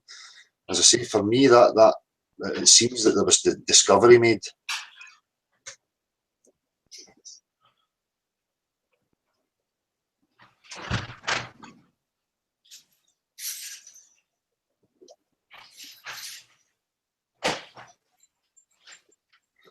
Reverse engineered crashed UFOs, that's what they say. Well, Dan Winfield, I think, you know, reverse engineered the actual reality. I think made discoveries that led to some of the technology we have today. I think the alien spaceship thing's a fucking ruse, the usual smokescreen to throw you off what's really happening.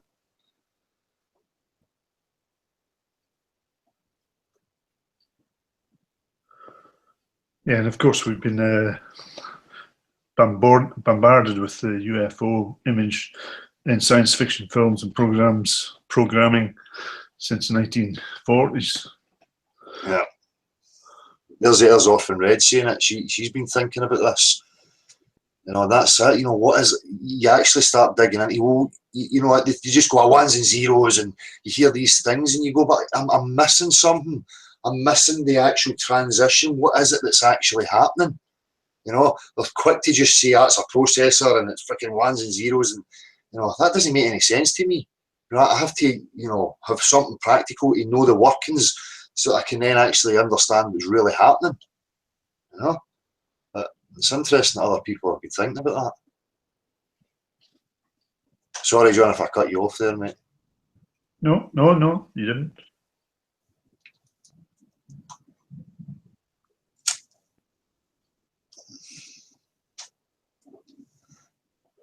Knew someone who could do basic PK with light objects, very interesting, and no trick was PK.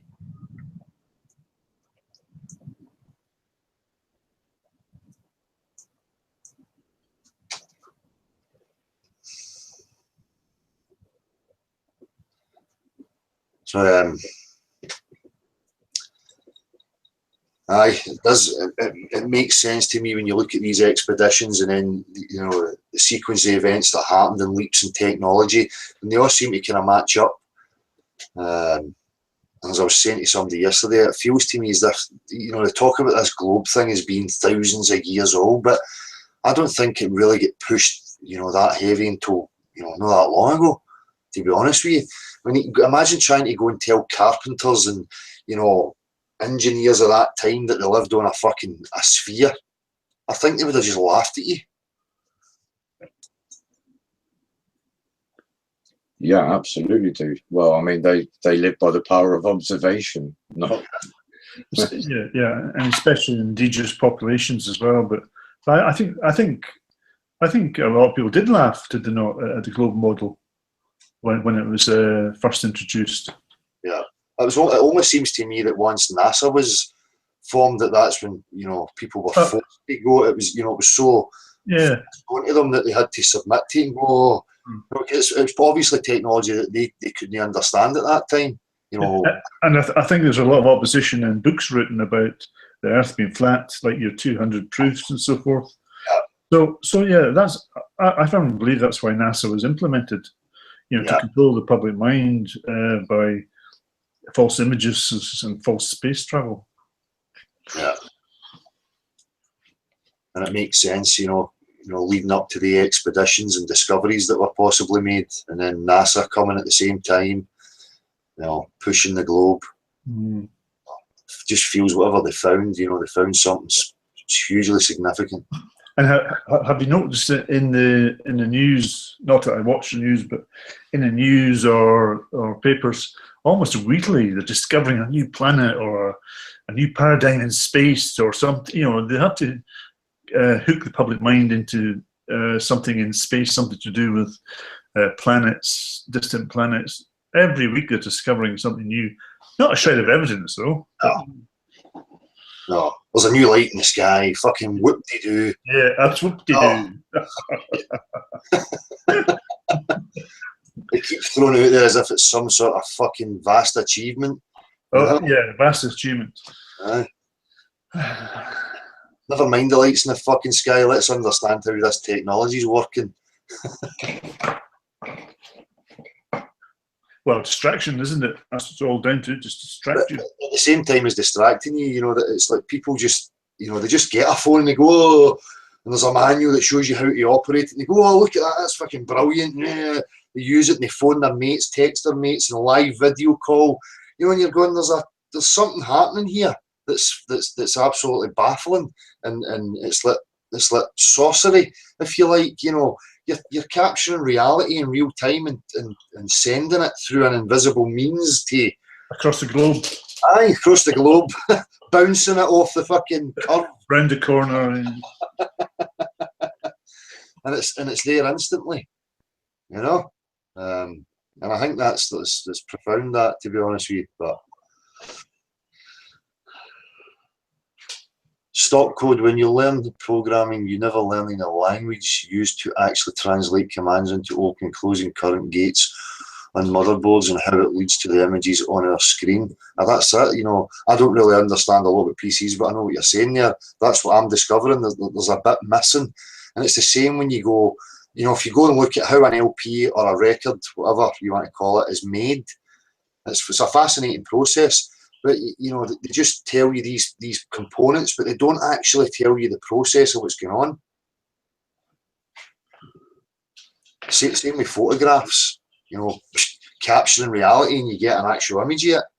You know, I think that's... I don't think even software engineers would be able to explain the communication between the machines that you're talking about. Yeah.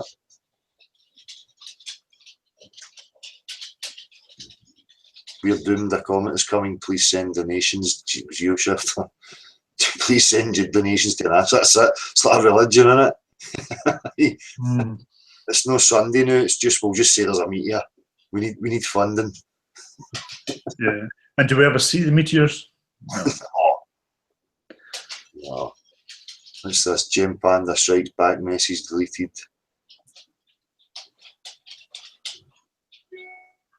It's magic offering, isn't it? This LED displays computers with 4K display. It looks better than real life. It is magic. It's like sorcery, voodoo, fucking... People talk about black magic and voodoo. This is it for me. You know, these technologies that we're using, we have absolutely no understanding of what's going on.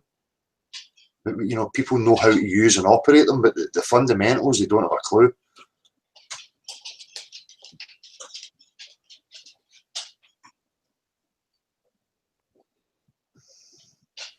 Yes, I mean, Teen was talking about protons earlier. I mean, yeah, I would like to, probably I should maybe educate myself a bit more about how do these protons, like in a photograph, actually travel electronically to another machine on the other side of the world and form exact same picture. Yeah. Especially a video. I mean, that's pretty amazing, isn't it? It is amazing. It's absolutely fascinating when you start to actually consider it and look at it. Or like live chat across the other side of the world. Yeah, exactly. But, you know, would you just take that for granted and look at the sky? Yeah, absolutely, we do. I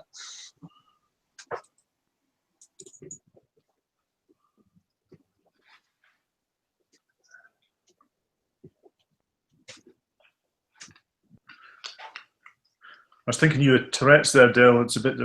It's a time lapse. About 2 minutes later, I see your body actions for when you were talking about previously. I know I keep it off. I just click back on it. I'm going to click. It kind of throws you. If you watch it, pay too much attention yet. But at least that's sparking some into it. People are starting to consider that and actually think about what technologies, you know, what's going on. Somebody's saying true, but the fundamentals, how the heck it works, I don't know. Electricity. Well, obviously there's electricity going through it. As I say, it's something that's I'm going to need to dig into.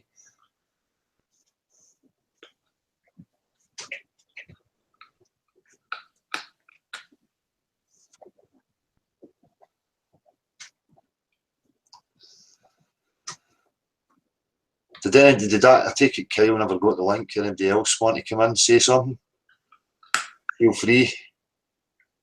I'm just going to try and catch up with a bit of what's going on in the chat here, see who's there. Well, Kyle was still in the chat, and I don't know whether he did actually get the link from him. What was happening with the abuse? I take it there was some abuse happening. I missed that briefly, dude. Magoom's dealt with it, I think. Nice one.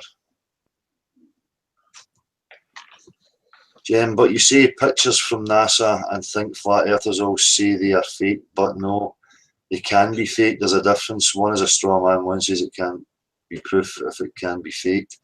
You know, the burden of proof's on the claim.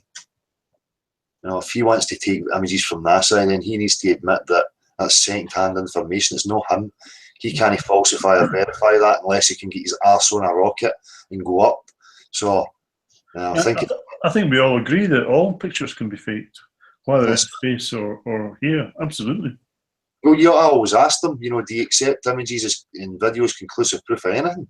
Yeah. You know, if they say yes, you're opening a can of worms up. Well, today's advanced technology of software and green screen and everything else, you can't believe anything you're seeing. Nah. I realise that, you know, nothing, you think you're watching something, you think it's real, and it's just not. You know? So it can't be trusted in any way, shape or form. No. I think I said previously, Obama gave a speech from somewhere, but he wasn't actually there. It was just a hologram of him in front of a green screen. Yeah. And people thought they were watching something that's real. Yeah. That's it. It's so easy. But you could have him on a donkey flying over the moon. It looks real, and people go, "Wow." I remember the old Superman movies when he goes outside and spins the Earth the opposite direction. That looked more realistic than some of the NASA stuff. Yes, it did. Yeah. And not that I go to see his films, but that recent film with Matt Damon on the moon or something, I don't know what it was called. I deliberately didn't go to see it, but I did see occasional clips of it. I thought the imagery and the CGI there was like 100 times better than what NASA shows you. Yeah. It probably got more money though, more funding than even NASA gets. Sometimes I think I'll wake up in a moment and I'll wonder over the crazy dream I just had where we had boxes that did all these things because of on-off switches for current on a chip. That's it. We might just be ones and zeros. Or technology as its own, Mark Lower. What if we were to... what that says. It's like a power generation. We all know what's inside a motor generator, magnets and copper coils, so as to creating energy or as to collecting it and forcing it down wires. Yeah.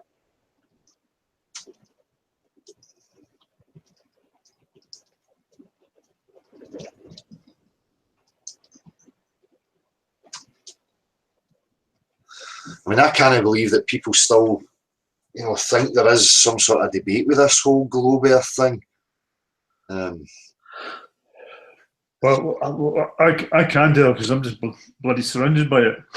I know, but the longer time goes, and you know, the more it settles in, you know, and you start looking at it, every time you hear something or look at any of these things now, it's just so laughable. Oh, it is to you and me, yeah. It's so cringeworthy. It's like, wow. You know?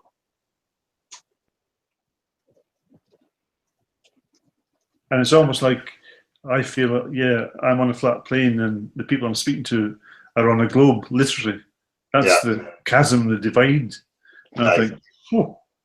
They are spinning meaninglessly through space. Or inside their head, maybe. That's it. That's it. The psychological foundation's just no there. You know, they're living in delusions and they don't even know it. I mean, don't get me wrong, we could still be living in other dimensional delusions as well, but when you do expose one delusion in your life, you know, it really empowers you to keep looking and to look at other areas in your life where you may be deluded. Yeah. You know, it's trying to, you know, package and sell that to people, you know, get people excited about the possibility of exploration, new discovery.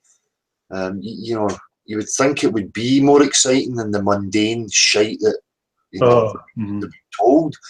You know, what's your offer? Or you've got this, you're on a sphere, no way off, this is it, you know, do your job, smile for the camera and die, you know, or, you know, there's more to it and we can discover it, you know, and it's pretty exciting. Yeah, the first scenario described is quite limiting, isn't it? Yeah. Quite constrained, limiting, suppression. That's its duty, that's its purpose. So you talk about, well, how are we going to achieve full exploration? Well, you know, people need to realise the possibilities and be sold that. Yeah, you can't explore further until you look at the possibility that there is further. That this is not all that is. Yeah. And it's just way beyond now for me. The whole debating, well, is it a ball? Is it this? Is it that? It's it's long over. And for me, all that is part of the psyop. Although you're going to have people who need that wee bit of debate, if you like, in order to make the transition, it should still be put forward that it's not really a debate. It's just a matter of what the proofs are. And you say to people that there's literally zero proof for a globe, they look at you with a blank stare. You go, no, I'm serious. There is zero proof for a globe. If you can find me one, I think you'll be very rich. I call that the fluoride stare. Yeah. Aye. Oh, everybody's crazy. No, this is increasing. If people are just crazy for no believing the globe, then it's an illness that's spreading fast. It's an illness that induces critical thought. Yes, I was talking to another famous YouTuber today. How much I admire the videos and that, but he was talking about the God thing and the religion and said some way out stuff to me. But I explained to him, I said, I'm open to that, even though my initial thought is, oh, that's crazy. But I'm very aware of my own cognitive dissonance now, and I never approach any subject like, oh, can't be possible, rubbish. No. So I said, yeah, what I want to do though, I want to explore your thinking and your rationale. So I'm going to ask you some questions to open it out and explore why you think that, and have you got any evidence behind it? Yeah. And I am generally interested, but I'm not going to fall into the same old trap which I did when I first heard that the Earth might not be flat. I have to keep an open mind. Yeah. The Earth might not be in a globe, you mean? Sorry, Big Burn, yeah. But that's it, and the constant bringing up a God. Look, I understand that people want, just to feel comfort and maybe a saviour, but if you're talking about, a God figure, I would say, well, I question him and I go, well, what is this God figure that you want to believe in, or you want to push, or does he want equals? If it's a God figure that wants equals, and equality, then I'm on board with that. But if you're talking about a God who's, in control of everything, yeah, a humane God, yeah. And I think the guy said to me that I know he exists because I pray to him, and he answers all my prayers. And then I said, I get quite angry when I hear that God's interested in you having a good day, but he's not interested in all these millions of children dying of hunger, starvation, wars. But yet he's going to pay attention to you because you're having a bad day. It's sad, but again, I can understand people being in that state of mind based on the situation we're in. It still doesn't make it right, As far as I can tell, this life was forced upon me. And I don't want to just say, oh, I just want somebody to come and save me and make it all better. I think that's very disempowering. As I say, I can go on board with a God idea as long as he wants equals and equality. And if you hear these stories of God is one mind who's fragmented himself to experience all possibilities, you go, well, I don't know. It just seems nonsensical to me. None of it adds up. Yeah, same for a lot of people, Dale. Yeah. And I think, I've said it clearly before, I'm past that, thinking about that and waiting for it. I think that's part of the mechanisms of control, is to keep people in that, there's always a baddie, somebody to blame and somebody who's going to save you. Everything but taking self-responsibility. And that's what the ideologies I see, it's just disempowering tools as far as I'm concerned. Yes. Tyne, are you religious at all? Religious in what respect, dude? Biblical respect. I see value, and I'm not. This isn't being non-committal. I genuinely see value in a lot of different theologies, including the Christian one. What I see is a lot of very valid principles being misrepresented. Oh, that's an overused word, but that's what happens. Yeah. And used to manipulate people that are not stopping to consider what's happening to them. You know. But it's a certain question. Am I a Christian by common definition? I'd say no, but I certainly do agree with many of the principles that they put forward. Yeah. And sorry, man. Interesting comment. Watcher 1421. God only wants acknowledgement for the stuff he did here. Instead of giving that thanks to ourselves, luck, chance, or the hierarchy. See, this is the thing for me. You know, God only wants acknowledgement for the stuff he did here. I mean, what is this place, really? When you look at it. So I've said before, animals might be cute to us, you know, and you're humanising and looking at it, but what's its existence? You know, it's just perpetual survival and suffering. So if people expect me to somehow appreciate or worship this type of place, then, you know, no chance. I've got deeper questions. I've got, you know, and if you do believe in a God that, you know, runs this place, I want to speak to him. I've got fucking questions to ask him. Have you got his email, no? You should have invited him on here, Dale. Wonder if you can FaceTime him. Absolutely, yes.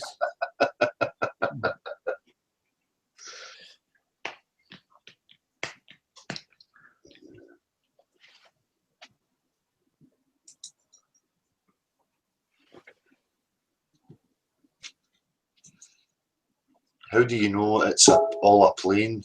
It might all slope down and just be the dry. All the water would run off it if it was a slope. Mm-hmm.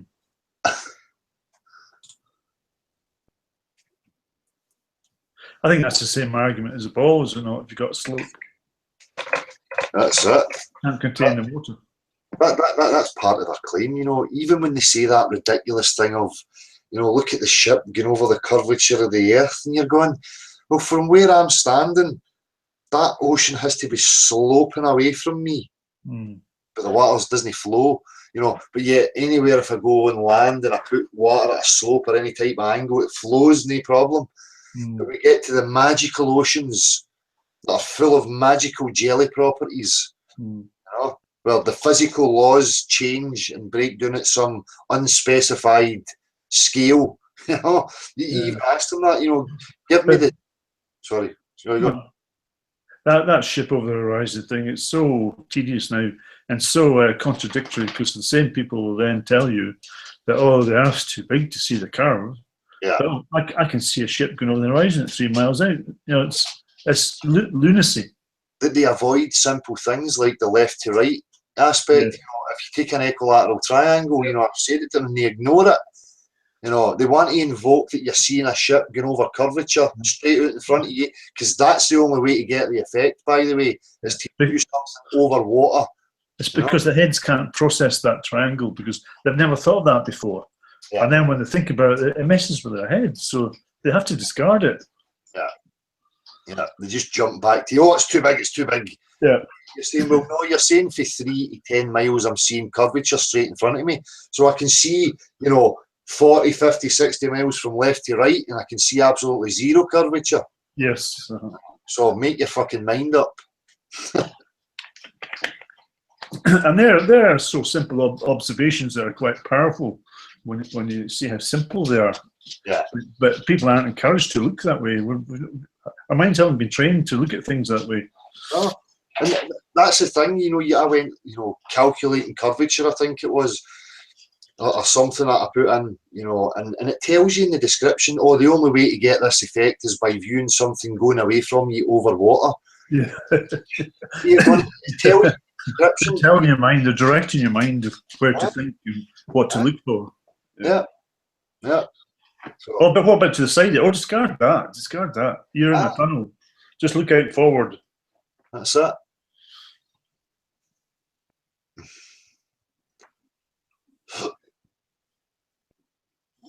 GeoShift and NASA broke the law of physics with the EM drive. Did they make the oceans curve? Yeah, amazing. Aye. I've asked them that before. You tell me how large the body of water has to be before, the physical laws are going to change and it's going to start to bend without any flowing. As Ute Hub says, yeah, you'll get your coat at that point. He proved the water's on the curve. I'll get my coat. They hate that one. What's happening in chat? I'm trying to just catch up a wee bit of the chat as well while we're here. I sent me Stephen the link on Facebook as well, so I don't know if he might appear. Jarek, I sent him it. Anybody else wants to come in, say something?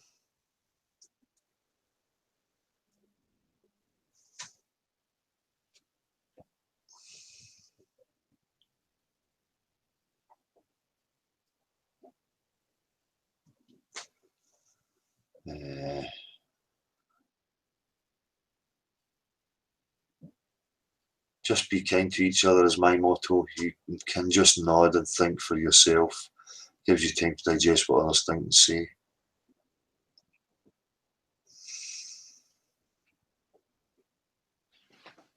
Two, three, four Cheech. What about the deepest ocean? No one ever been at the bottom. There could be mad shit happening down there. No one knows about it. There could be. That's it. What do they claim? That they don't know what 95% of the oceans are? And it's unexplored or whatever it is.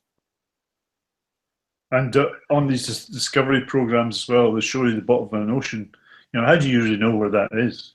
That's it. Used to say that's the bottom of oceans, or there's more to explore that they're not showing us under an ocean. Yeah. So much that we're just taken for granted. Yeah. We've been rushed into this age of technology and this false sense of being superior and all knowing and all wise, and smarter people before us have figured it all out, so therefore we're just the leftovers. And really we need to slow it down and have a real look at everything. Take nothing for granted. Start understanding everything. And question everything, yeah. Aye. As I say, with the technology, people need to start actually questioning deeper what's actually happening, the fundamentals of it. I think from that we'd get a few answers.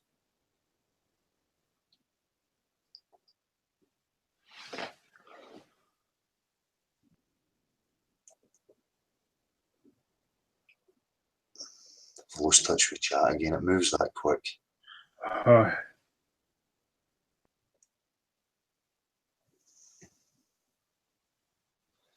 Still get on about ball earth points and stuff.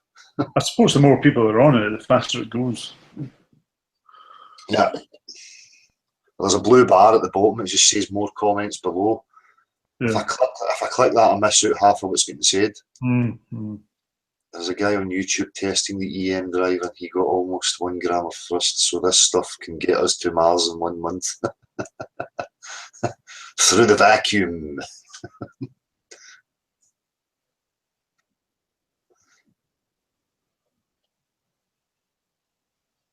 Splatman, do you guys just ignore things like Polaris? You know what you mean? I think people in the Southern Hemisphere should be able to see Polaris is the argument if it's flat. How's Polaris, that? it's in Northern Star, isn't it? And they claim how. This must be he's basing it again on the EE circular thing, obviously. Now, none of us here claim that to be true, so whatever. How can you think astronomy is broken? Don't care about astronomy. Looking at the sky tells you nothing. about the shape of the earth you're standing upon? Absolutely nothing.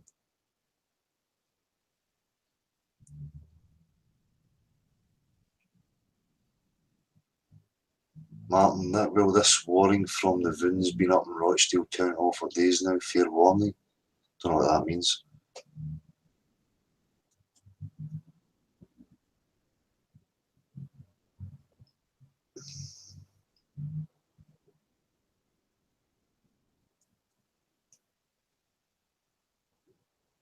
Oh, I can't keep reading that. Trying to keep up with it. Although it's just chit chat and you're looking for decent points, but it starts to distract you. You get drawn into the chat. I take it you're sitting looking at it as well. Yeah.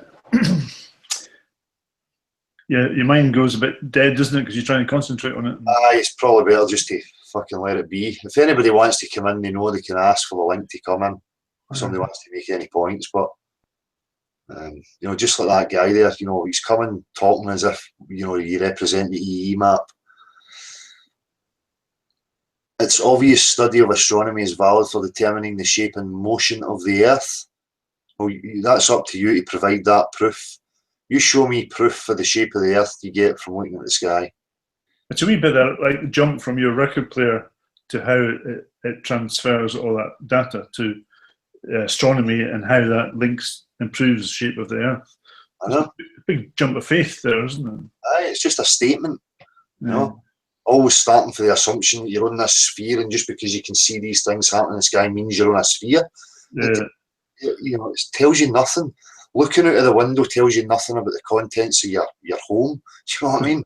It's not much correlation, is there? No.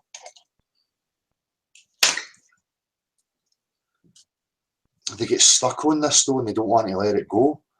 Yeah, it's very hard for people to look at it that way, especially when they don't have any proof or evidence to back up their thoughts about it. But they think you're dismissing it. When they say about their sky observations, and you're going, look, I understand that is your evidence. You're using that as evidence to try and push your story that you live on a globe and this is how it's happening, right? But it's no actual proof that of a globe. It doesn't give you measurable curvature. It tells you nothing. Yeah, and I'm sick hearing people. Oh, I've got a telescope. I know what they are. I said, well, you don't know what they are. The only thing that we can factually agree on is that you see something, and you see lights and colours, but you really don't know if they're solid objects and related to what you're standing on. These people just make these claims. It's a solid-bodied object. There's gas on it. You can see the gas through your telescope. I mean, come on, fuck. That's another thing. When you see the bright sun or the moon on the Earth, there's all these satellites passing by and a full moon in front of it. Where's the space station passing it on a full moon? You don't see any of these objects passing on a full moon, which should be lit up so bright and clearly. I mean, even you look at this stupid ISS footage, right? We see how many, whatever you want to call them, chemtrails, these trails in the sky, massive trails, right? But yet never once have I ever put the ISS thing on and seen this. As they fly by, you never see these long trails from above. That's a good point, yeah. Nothing, you don't see anything. Certainly not in the CGI images of the Earth. No. No.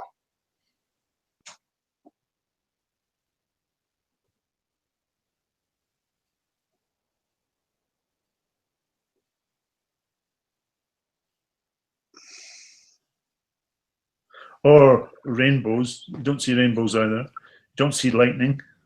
No.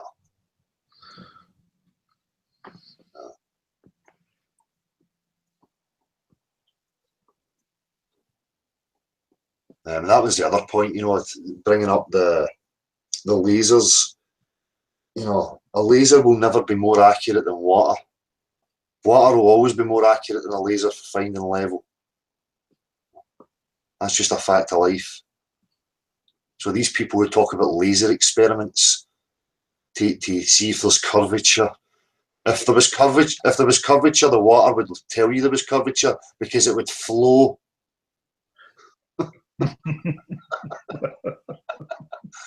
Well, there wouldn't be any water there, would it? Because it'd been flown off down the hill. Exactly. Like you're standing at the high street and the water's flowing down it. It would be no water left beside you.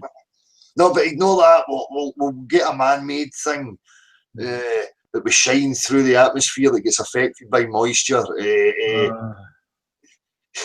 No, just ditch the fucking laser, fill the fucking thing with water, and we'll soon know if it's level. Yeah.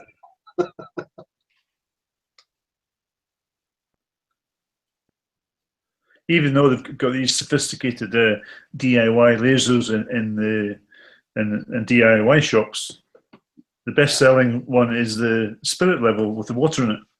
Yep. Still sell that. Aye, it's the most accurate. It's never going to fail. It's never going to be affected by anything. And it's in its own container, eh? Aye. I know, it's not stuck around the outside of it. Yeah, absolutely. Well, then, why don't they produce one that measures the circumference of a ball to make sure it's completely circular? Just throw some water on it. Yeah. As I say, they want you to ignore, even these old skills. Back in the day, if you would have wanted to find out if something was level, you'd have used water, But they try and get you to abandon that. And, we're going to do this experiment over a lake with a laser. And you go, the fact that it's a lake tells you that it's flat and level. You know what I mean? Yeah, you don't need two boats and all that expensive camera equipment. Oh. Just open your eyes. Aye. The fact that the water that you're on's not flowing anywhere tells you something. The fact it's not running away from you, yeah. Aye. I seen a cracking meme with the globe in a pool of water. I remember the guys pulled that up the last time. Well, somebody's made a meme of the globe kind of half submerged in the flat level water. Cracking. Says it all. What's happening here? Splatman, prove you live on a ball. Take it Splatman's making some claims. Well, he's also calling everybody an idiot, so I think he's away now. Splatman's obviously, he's focusing continually on the sky and stars and obsessively trying to focus on the skies and the stars, but, guys like him will avoid test of observable reality like water. And what we're actually discussing now, it's like, no, just ignore that. Listen to my sky stories. How can I see this star here, but I can't see it there? That means it's a ball. Fucking glory. I think you're right, Dale. I mean, water is the most basic, simplistic, scientific measuring tool of the shape of the Earth. Of course it is. And when it comes right down to all the proofs, for me it's second to none. And it's the biggest part of the Earth too, isn't it? Exactly. It's everything. And it's a huge, logically, rationally, scientifically, as soon as you actually contemplate that and you understand, the reality of how liquids behave, there's absolutely no doubt. It's irrefutable. Yeah, it's a wonderful tool for us. It's a simple tool there in front of us, but no. We'll ignore that and concentrate on the sky. Concentrate on the sky, man-made. Imagination gets run away with it. Imagination, objects vanishing straight out in front of you over bodies of water. That's it. It's so ridiculous. Like, we understand that fundamental basic of reality, i.e. the water and its behaviour. Yet they'll still try and argue about ships going over curvature. Oh, no. You go, no, we'll go back a wee step. You still can't provide an example of that first. Yeah. But then you just have to take them down to the coast and say, do you think that ship's going over there? Yes. I said, well, have a look through these binoculars. Yeah. And you see it's not. Yeah. But then they'll just go to the default. It's too big. big.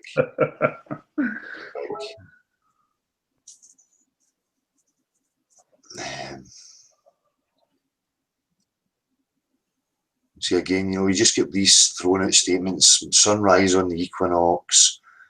What is sky? Sky, sun, moon, stars. How about be intellectually honest? We know the behaviour of water, so we know the possibilities of what it must be, and what we're observing in the sky is just a matter of figuring it now. No need to get into debates and arguments about it. It can never be a fucking sphere unless you show me, real proof, and then I will stand corrected. But right now, there's absolutely no reason that I should have to invest belief that, water does behave something contrary to what I can test and observe 100% of the time. Then I would be being dishonest with myself, as many of these globe pushers are.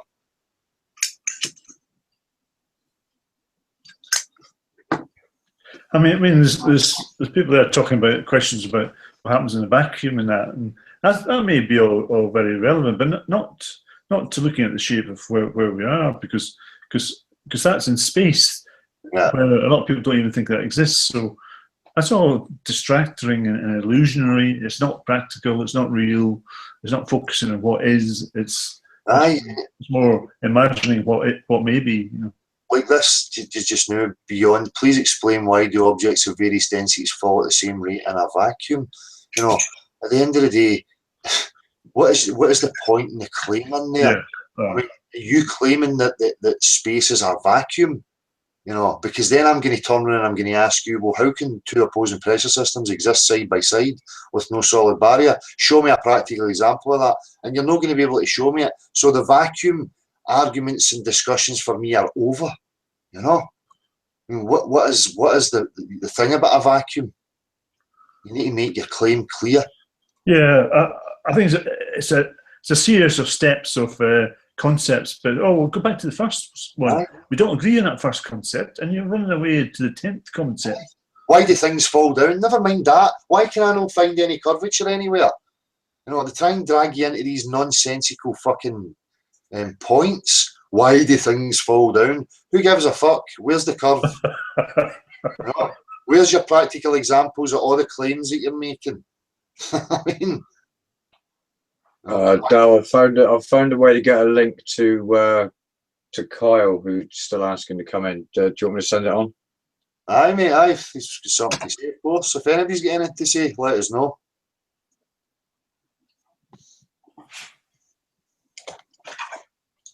Aye, so they can't back up any of these fucking claims. So I don't know what the point is about a vacuum. What your point you're trying to make? It's like the jump that when you're breaking them down to understand that water has to be contained and will seek and maintain its own level. They jump to, well, why does it happen? You go, I don't care. That's the observable reality. That's what's actually happening. And if you want to discuss a vacuum, well, first shows evidence in space actually exists. Yeah. And again, it's why what's testable and observable in reality here is reversed on the macro. That just doesn't add up. The vacuum thing, the opposing pressure systems, just is no reality as far as I'm concerned. And anybody that claims it is reality, the onus is on them to provide proof of that. Until I see proof, there's absolutely no reason I should think that these layers of gas slowly but surely thin out into this vacuum of space. It's an insult.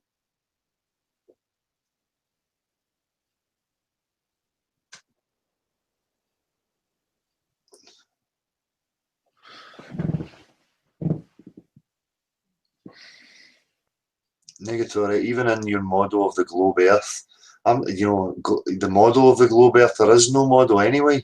It's a bit of plastic.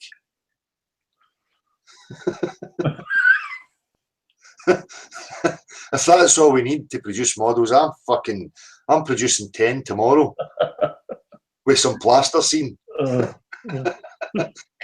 claiming it as a valid model. And just imagine there's some water on it. I'll claim it's a square, right? We can see Or on just imagine it's a square. Yeah. no, I'll claim it's a square, but you don't ever feel the 90-degree angle when you get to it. It's just you can't observe it anywhere, Yeah. you know. And it's just Or like just imagine it. aye. So I can just take the globe out and put a fucking square in there, and make the same claims. Everything's pulled towards the centre of the square equally. What, you don't believe me? Oh, let me show you this mathematical equation that you can't understand. Yeah. Aye.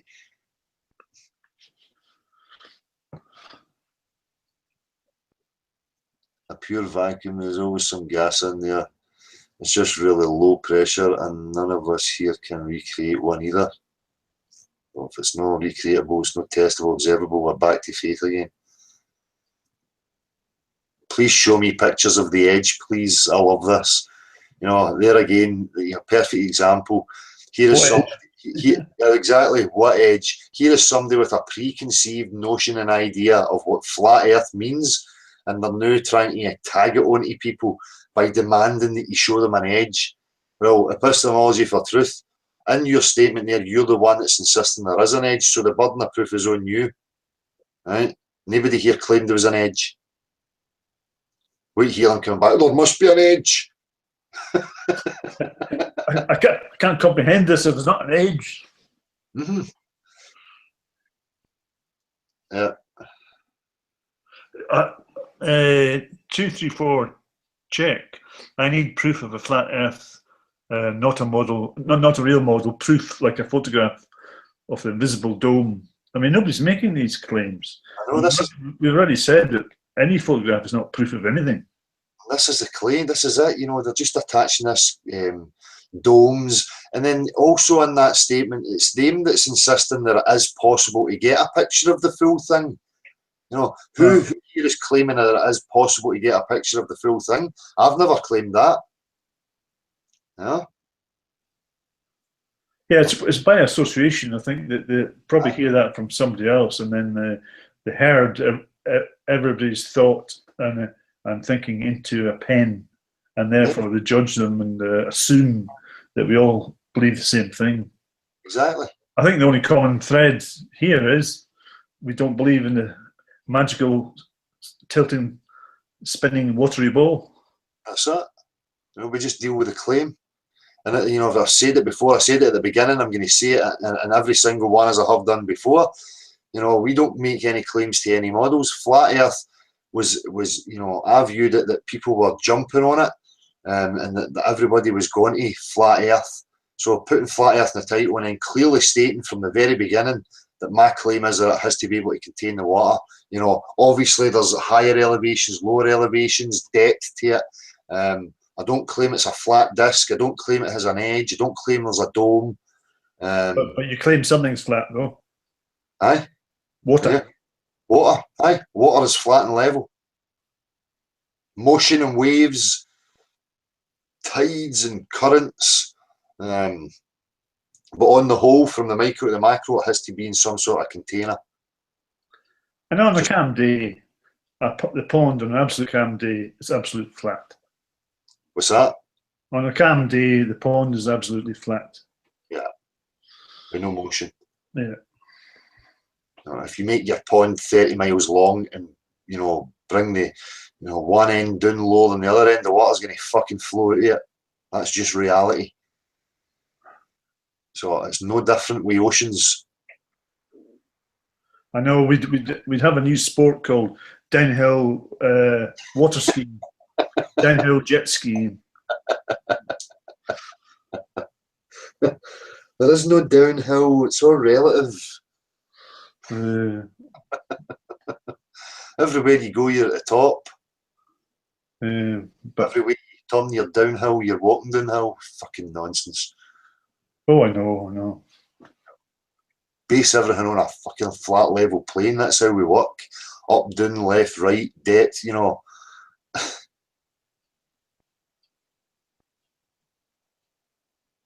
Yeah, water flows out because of gravity, Billick. I mean, there you could see just a knob, trying to abuse and to miss. As I say, buzzwords and phrases. Water flows out because of gravity. I don't even know what I'm saying, but it sounds good. Yes.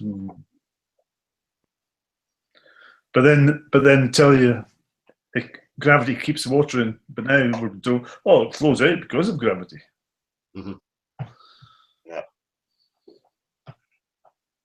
Water flows because, if there was a curvature, believe me, if you were standing at the ocean and the ocean was curving away from you and you were on a boat, I would tell you to paddle the other direction. You're going to go over a fucking waterfall. Poncho Pete, well done, Pete. Water flows down to its level. Yeah. Great videos, by the way, Poncho Pete.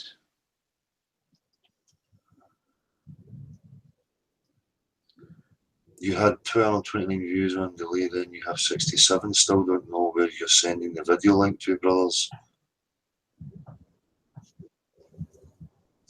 It's kind of hard for me to deal with that just now.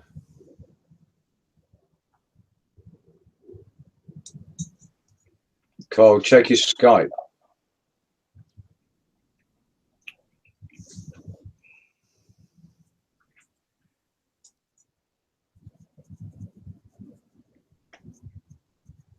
Teen, you've got the finger on the pulse.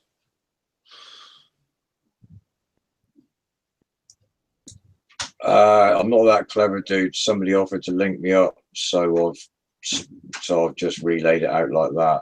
I hope he gets it from there. Seems to be fairly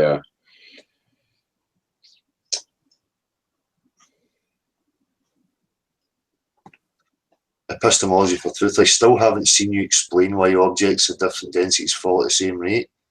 What's the point of that fucking question? What has that got to do with the shape of the Earth?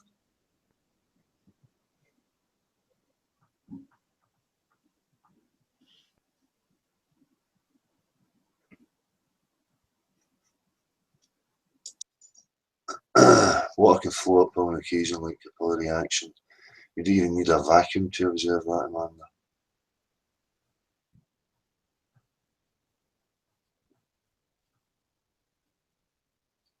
You claim there is no gravity. This is the thing, people, don't let these people just draw you into conversation.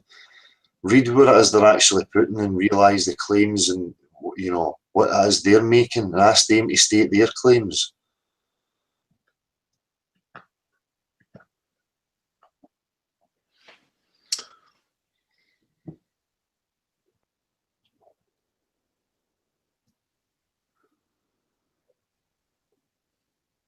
It's starting to go too quick again.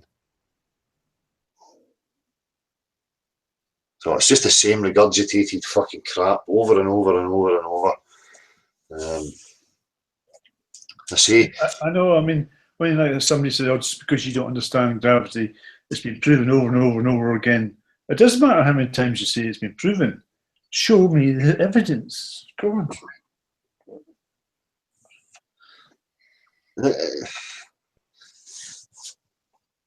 One practical example. You don't get it. This is the thing, that the intellectual dishonesty of these people, and they want to claim it's science. They need to realise that it is a religion they're pushing. We are interested in real proofs, measurable, testable, repeatable, to do with the shape of the Earth that we live upon, right? Not the sky.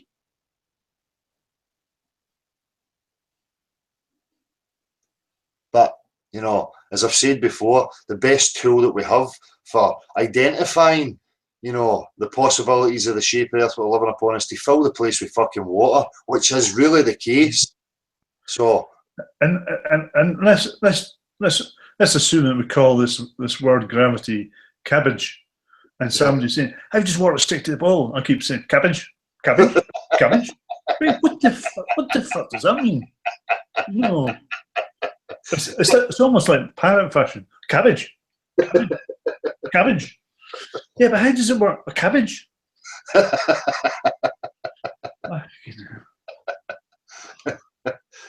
That's a new one. You can see that being adopted. Oh dear, dear, dear. There's no evidence of cabbage or how cabbage works, but there's a cabbage. Cabbage.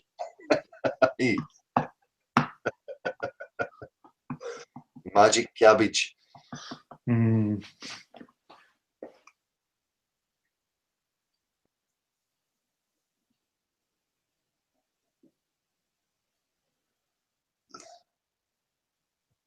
Please guide me to the experiment.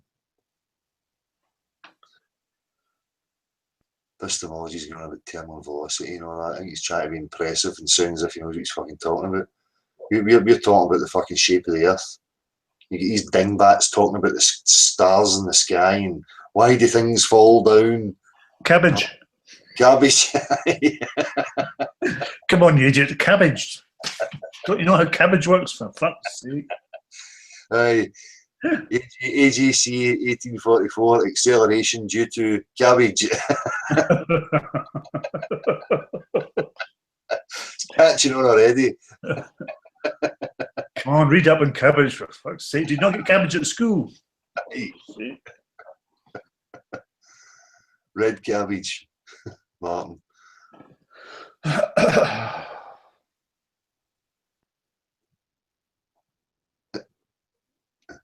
Good to see you guys standing by the claim and not getting distracted. That's it.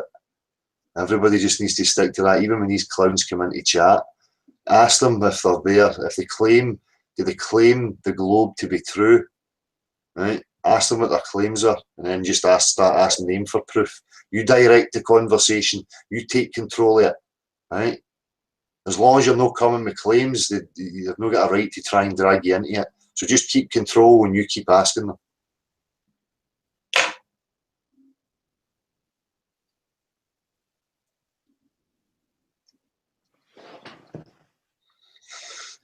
Salt plains think it proves it's flatter than globe heads say. Well, that's never good enough. Water proves it anyway.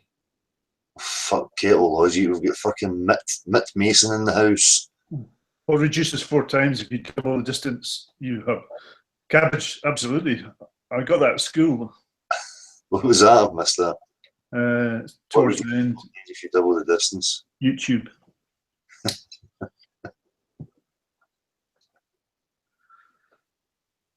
Cabbage proves flat Earth. Yeah, good.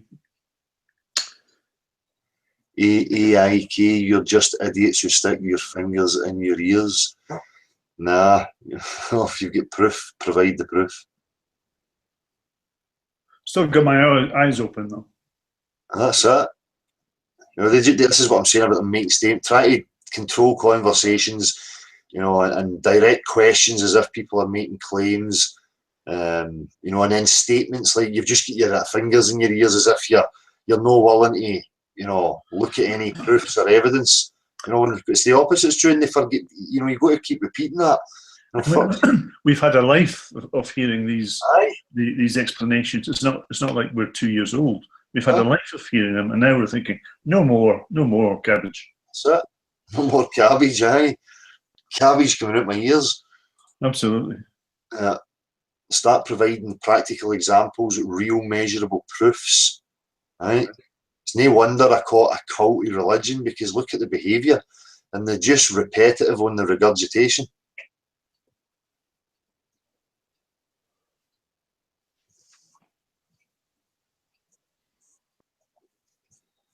Pull out a camera and there's no curve. I take it somebody's still going on about fucking curvature over water here. Really, it is an insult. It's an insult to anybody who's thinking for themselves. Absolutely. Aye. Total.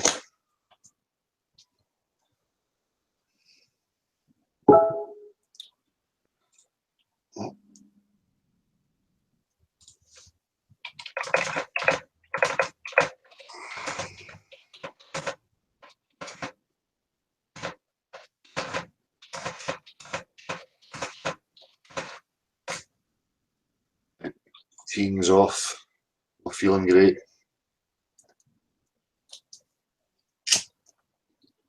Have fun ignoring actual proofs. I'm waiting for somebody to provide a proof. What claims is he making? You've been keeping an eye on it, John, no? Yes, a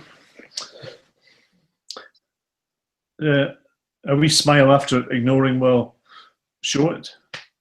Yeah. Although he's just deleted the last couple of messages. Man.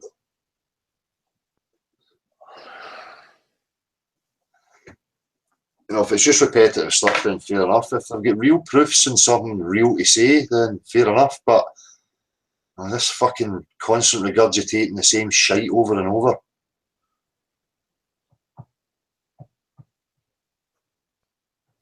Once Pete ignores actual proofs as the truth is straight and flat. Yeah. Continually ignore proofs, verifiable proofs by every single person alive. Try and divert conversations, try and take over them, attach maps and models to you. We can see these fuckers clear as day.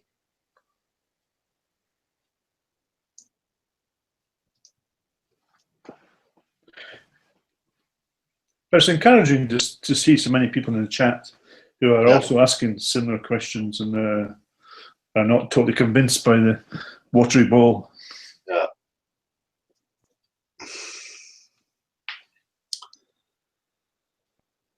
As I say, it would be good to move beyond it. I can't wait till people catch up and, start wanting to push to the next fucking level, You can see it clear as day with this trying to drag it back and slow it down and muddy it. Yeah. But I'm starting to see a balance, though, of rational critical thinkers question what they've been told, compared to the agents who just try to abuse and mock, distract. Yeah. Now you see it, you scan through YouTube and various things, and you can see the responses that people give to the comments. And Pod repeats right there. That's what I was saying earlier. The water, he's saying is 80% water. The Earth is made up of 80% flat, which water is flat. So therefore, we're only talking about 20% left. So why would that be round and 80% of it flat? As I say, the only way we're living on a globe is if it's fucking right at the top of it and it's flat, dented in. And the underside's round, but there'll be no water on it. Well, maybe it's just a wee round knob in the middle of 80% water, flat.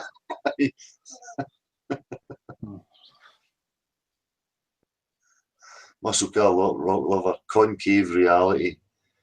Might be, I've never said that it's not going to be concave, but what I will say it's not is that we're living in the inside walls of it with some fucking sphere in the middle.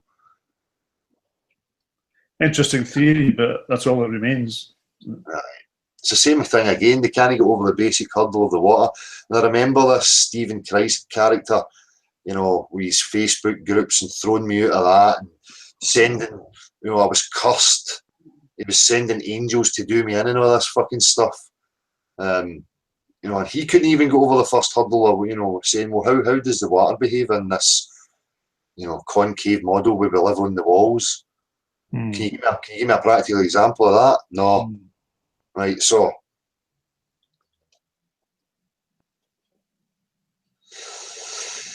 Yeah, well, filling a bowling ball in a vacuum, fucking hell, that's what I mean. These religious crazies, they just bounce their head off a wall, repeating the same crap about vacuums and all this stuff.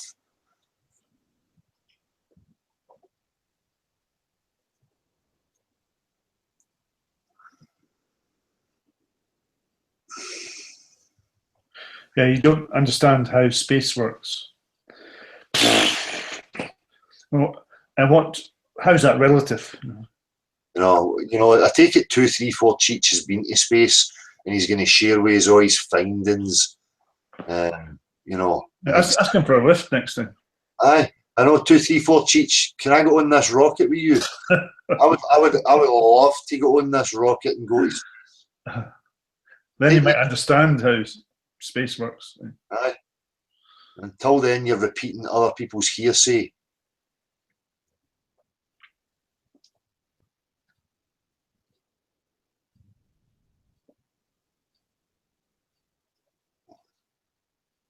No nukes. I flew to Berlin and back again. It took the same time going with spin against it. But you know what the Glober's going to say to that? No nukes. Cabbage.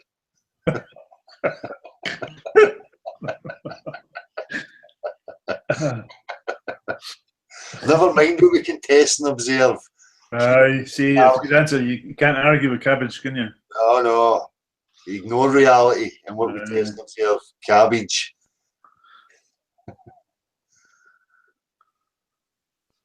I just love the idea you think you know better than every scientist for centuries. Well, that's another common one, isn't it? Yeah, it's a claim again that he knows all these scientists for centuries, who, unlike you, went out and observed the natural world and had their ideas reviewed and confirmed. So who went into the natural world and went, here, by the way, this water doesn't seek and maintain its level, by the way. Water conforms to the exterior of shapes. Who went out and discovered that? And show me how you know all these scientists over all these centuries and what they thought and what they actually, observed and tested. And every one of them was moral and not open to bribery or corruption.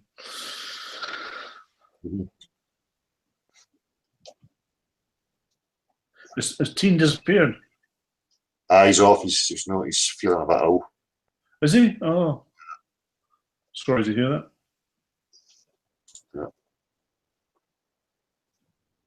Oh. Dale, it would make sense if the Earth endless plane with no edges. Nobody is saying there's an edge, I don't think.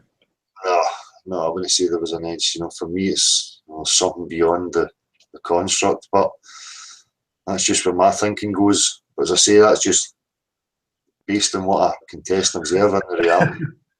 Yeah, Czech says he'll strap you to a rocket and you can find out if there's space or not. Well, you're claiming there's space, so why don't you strap yourself to the rocket and prove it? That's it. You're talking like you don't understand how space works, so let us hear you, show us your trip and everything and you learned from space. I'm interested.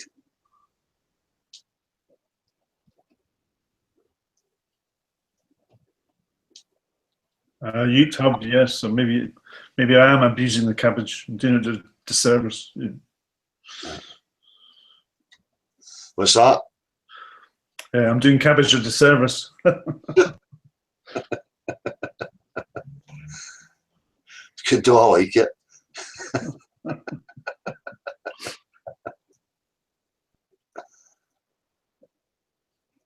2, 3, 4, 2. All right, that's that strap. Still scrolling down these here. I'll strap you to the rocket and you can find out there's a space. See a curve while you're up there. YouTube, you make great comments like Ballers. Please explain what the edge of space is. They ask you for the edge of a flat Earth, but they don't tell you where the edge of space is. So why should there be an edge? Exactly. It's their assumption. It's their claim. Show me an edge. That's in their question. You just need to turn it back to them and ask them where they get the idea of an edge from. And who claimed there was an edge.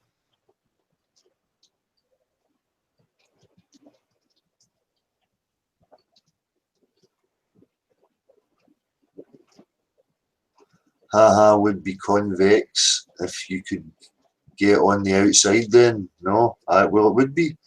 That's it. If we're inside some sort of sphere structure then obviously.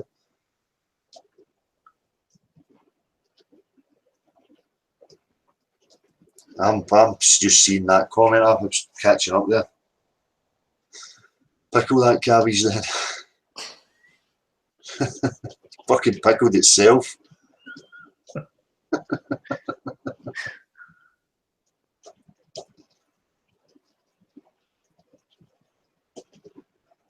I saw just the same old regurgitated crap then, huh?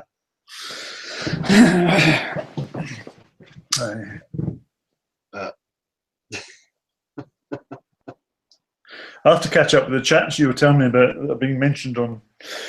Is that boy again? Is it on his channel? Invalid boy. Validation boy. Yeah. Aye. They're wee cliquey fucking culty group. They stroke each other's egos and bum each other up. Literally. Yeah. Yeah, but I think halfway through it was kind of trying to making statements and claims that just weren't through. You'll see it yourself if you listen to it. I will do. I'm just hoping that there's enough people watching though, and that they actually see, right, who's abusing for the sake of it, and who's actually listened to both sides of the argument and having a rational discussion about it. You only have to look at the ones who are abusing. That's a big red flag straight away. Yeah. Yeah. They're not normal, honest people. They've got an agenda. They're there to shut down and quieten dissenting voices. Yeah. It's the same methods I see on on Facebook. It's organised and it's 24/7. If you go into any of these groups that they have on Facebook, I think it was like Flat Earth Army and Flat Earth Education. There was a couple other ones, and look at the accounts in there. There's always somebody there ready and waiting to respond 24 hours a day, 7 days a week. That's their job, though. Yeah, that's it. And that's what they've done. They set these groups up to trap people in and spin their shit. And I heard that Timmy Osmond fucking character in his wee group discussing it, and that's what they do on YouTube. So they set up these flat earth hangout things, hoping they can trap people in and bombard them with abuse and pressure, So, and as I say, it's organised. Yeah, and you wonder about the funding for that. How all that money that's going towards to funding these must be thousands, maybe millions of people. Yeah.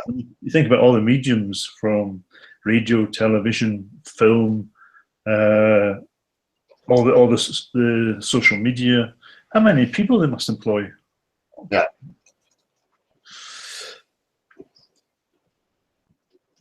But it's the amount of accounts that each one has. Yeah, they have about 6 accounts each. Yeah, I've had them demonstrating that to me on Facebook and stuff.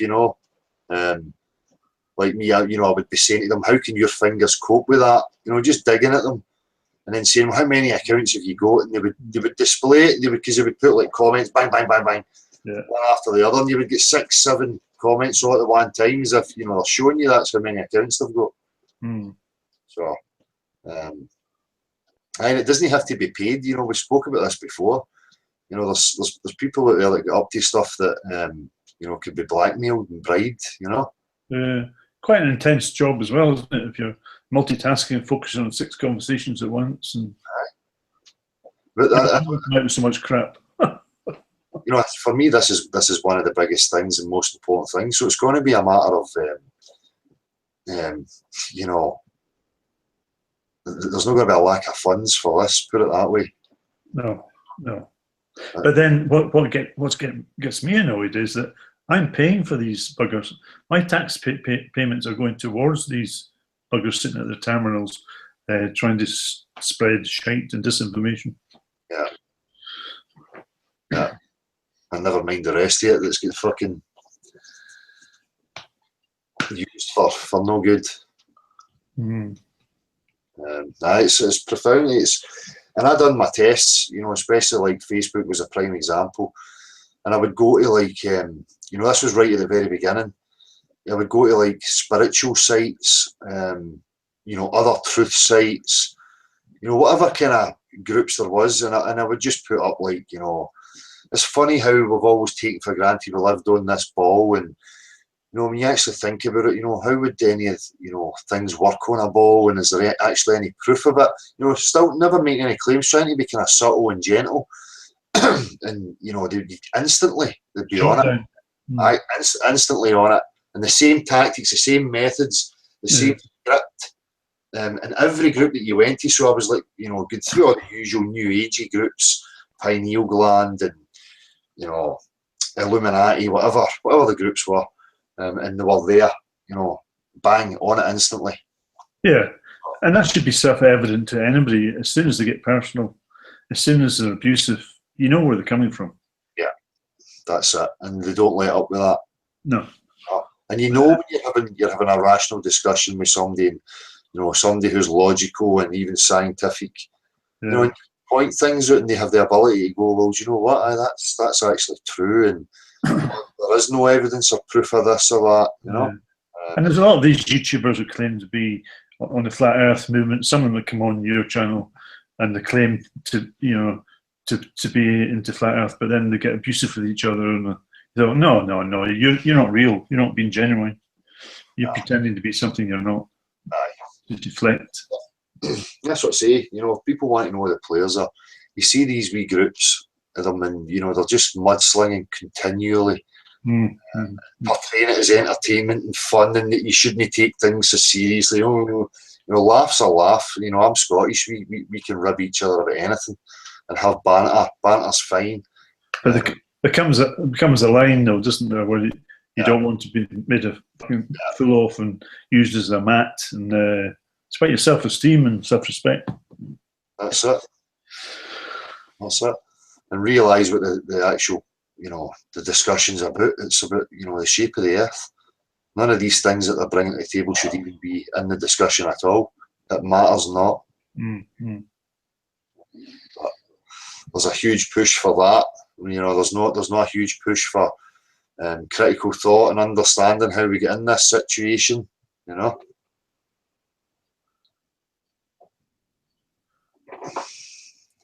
Well, I must say, I'm overjoyed by the amount of people that I see on social media who are genuine, and like in the comment section there at the moment, who don't buy into the ball line. It's great. It's really heartwarming. It is. Especially when you've been in it for a while when it was kind of sparse, and then you see it grow. You see more and more people coming in, and you know, you're seeing like YouTube channels popping up, you know, other live hangouts on, and it's good. Yeah, absolutely. Yeah, it's good, you know. But for me, it was kind of expected. It's just the concern for me is where it's going to end up, you know.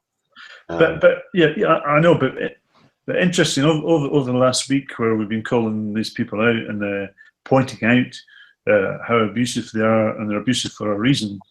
Yeah. There's not many of them on tonight, is there? No. Where's your Validation Boy and Jed, who are probably two of the most abusive people who mock others? They're not here. Oh, they're probably on my other accounts. Maybe, but their abuse level is not the same. So if they're still in it, they've watered it down a bit. Yeah. Well, that's it. You know, just keep pushing forward. Force them to play the game that we want to play it. You know, it's not their fucking game anymore. You know? As I've always said, we can employ the same tactics as them.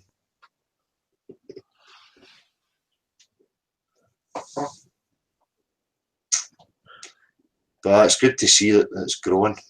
People are waking up, questioning it. Yeah, it's fantastic. You know, it tells me, it just verifies for me, you know what you could see happening. It is being released, and especially with the NASA stuff. You know, anybody who thinks that it's accidentally let out there, this footage with Bubbles, the glove, the bendy doors, you know, you need to have a look at it and go, if they really wanted it suppressed and to really try and keep that lie going, then they could do a better job, far better job. Yeah. I think they realise that they're not going to get away with that much longer, so it's time to, you know, take control and release it. Release it. But most people don't see that, though, Dale. Most people don't see it because, like, the amount of people I've spoken to about, did you see Tim Peake? Say, who? No. So, you know, people aren't that interested in space anyway, or astronauts. And the people that are, you know, there's a lot of cognitive dissonance, obviously, but I don't think enough people see that fakery and CGI crap that's going on. People don't even know it exists, I think. There's just a blending of, you know, the lines of reality and movie have just become blurred with them. And I speak to some people who are quite avid TV watchers or into films, like 24/7. And I said, "Do you know what green screen is?" They go, "No, no." Do you realise that that scene in the harbour of the boat on fire, that's not actually happening? It's just put in there through green screen. And I get the fluoride look. I said, "Well, it's everywhere." Even news reporters, they don't go travel the other side of the country and film from where you think they're filming from. They're still in the studio. They just send a cameraman to film it and use GCI and put the guy in front of the camera who's in the studio, not in the actual place, location. Yeah. They see it even with the news presenter. I've seen videos, they walk into one bit and the whole room changes or going about them. That's right, yeah. Then they walk and it changes again. They're showing you it happening in real time. Yeah, no, I was arguing with somebody, but it makes sense because if we're a film company here in Scotland, we want to film a scene in America, it's a lot cheaper to do it here in front of a green screen and just send a cameraman over there. Yeah. Taking all the hordes of equipment and stage props and actors, and of course it's going to be a lot cheaper, so your budget will be kept down. Perfect. Yeah, absolutely. And just extend that. Well, it'd be a lot cheaper if we filmed the moon in a studio, wouldn't it? Yeah. That's exactly what happened. Even we could save all that money for ourselves and pretend we're spending it on space travel. Yeah. Even the ripples of people who are not here, they've not arrived at realising the globe lie yet. I'm even seeing videos of why the moon landing was fake being shared all over social media. So it's only a matter of time before people actually get to it. Yeah, well, I know, but I sometimes think that, but then I go the opposite way and I think, but most people aren't sharing important things. They're sharing, look at this dog farting, or there's me farting in the morning. Oh, have a good laugh at that. And all my selfies and all this. There's nothing. There's a lack of sharing fundamental untruths and injustices around the world. Things of substance. It's like, even if they do see it, but they look at it and they go, "Oh, look at that! Somebody should do something about that." And then flick on Coronation Street the next second. Yeah. That's it. They're just, people are so desensitized as well now. Yes. Uh-huh. And again, some of these, I remember pulling that up before. It was somebody had shared an image or two images of an apparent shooting in Africa, like a school.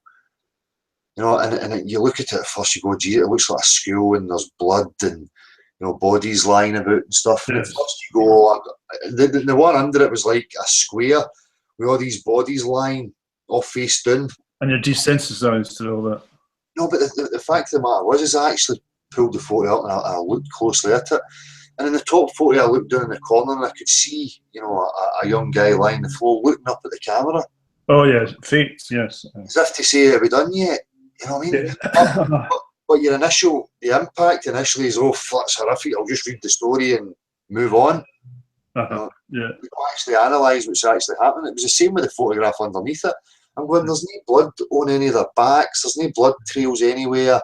But it's all fake. I mean, like I say, do you remember the Paris shootings? Yeah. I say to people when in the theatre, when the gunmen came into the theatre and started shooting everybody, I said, just put yourself in that situation. You're in the audience, right? And I'm an actor with blood strapped to my body. We're watching the show, and you see men come in with submachine guns and they're shooting at us. But they're fake. There's no bullets in the guns. But and I fall over and blood spurting out of me. Of course, you're going to think that's real, and you're going to run screaming. And you see other people falling over with blood spurting out of them, and you'd run out, and a news team would say, "What happened? Oh, there's people be shot and falling over everywhere." And it's so easy to fake. And I remember that lorry that was supposed to be ploughing people down in the street in Nice.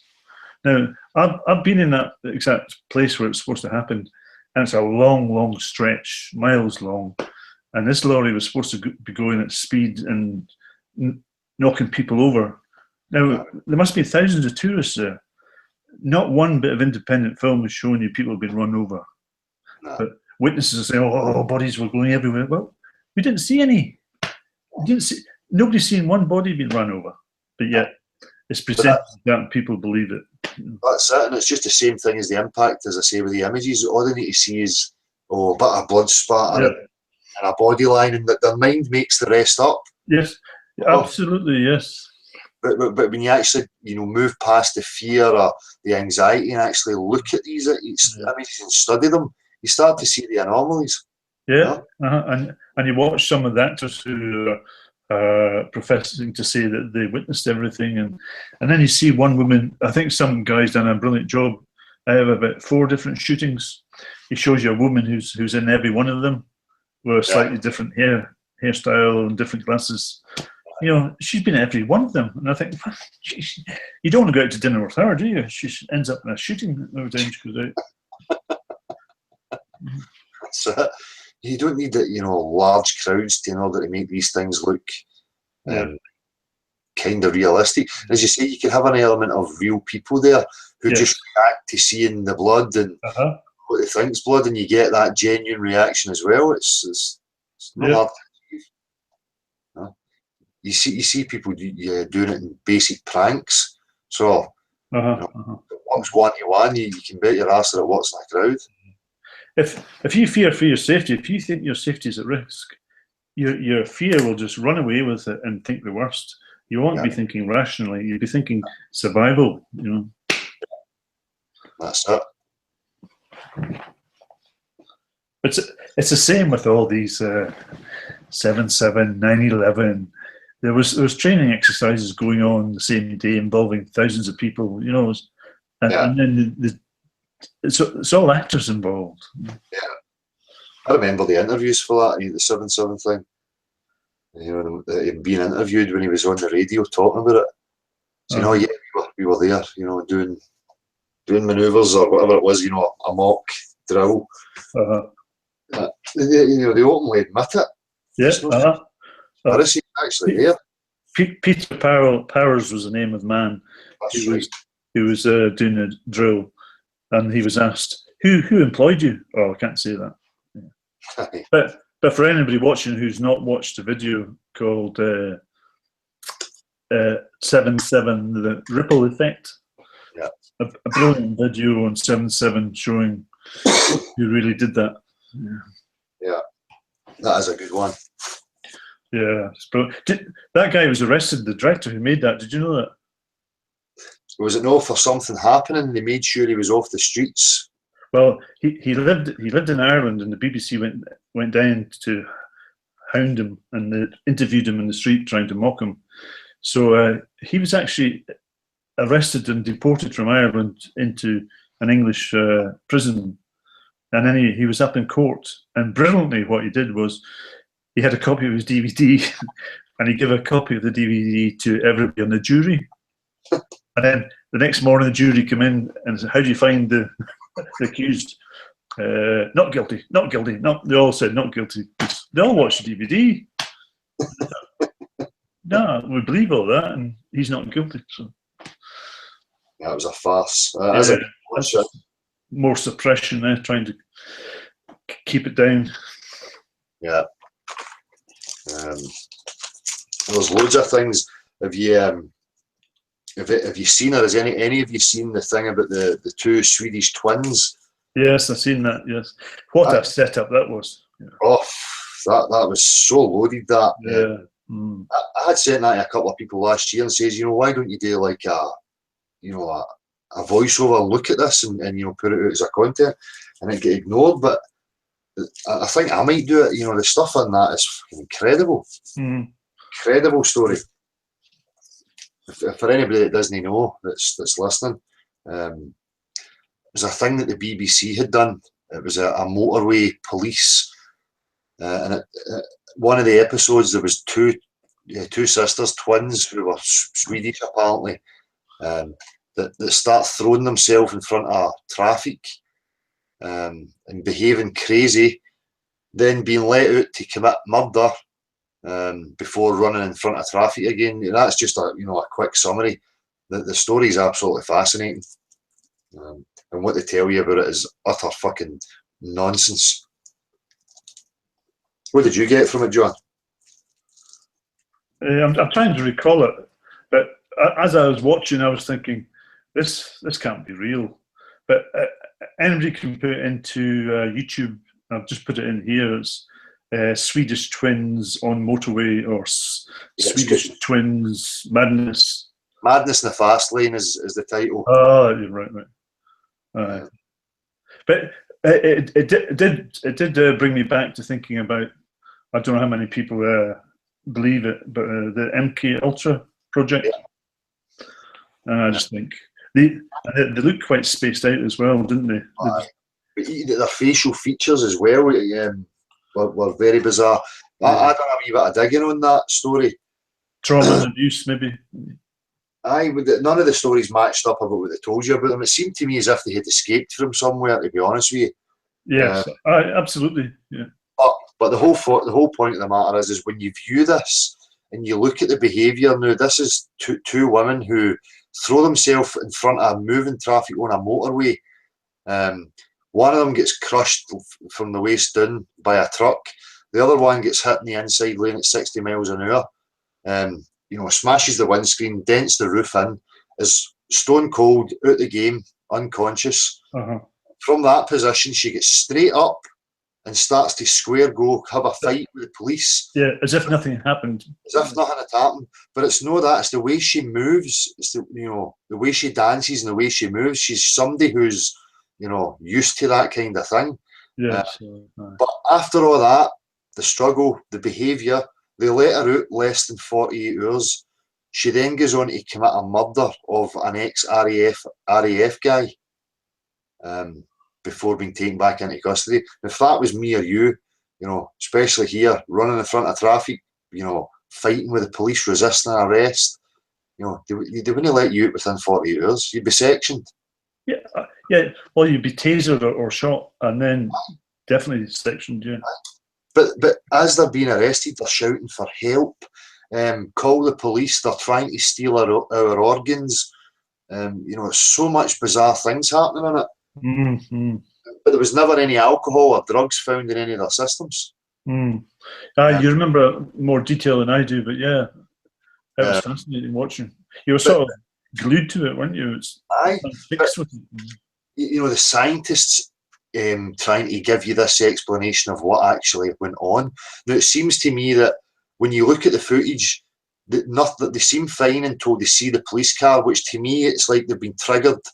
As soon as they see sirens or anything like an authoritative figure, they're jumping. They're just running in front of traffic instantly. Yes, but then that's supposedly what they're trained to do, to respond to change.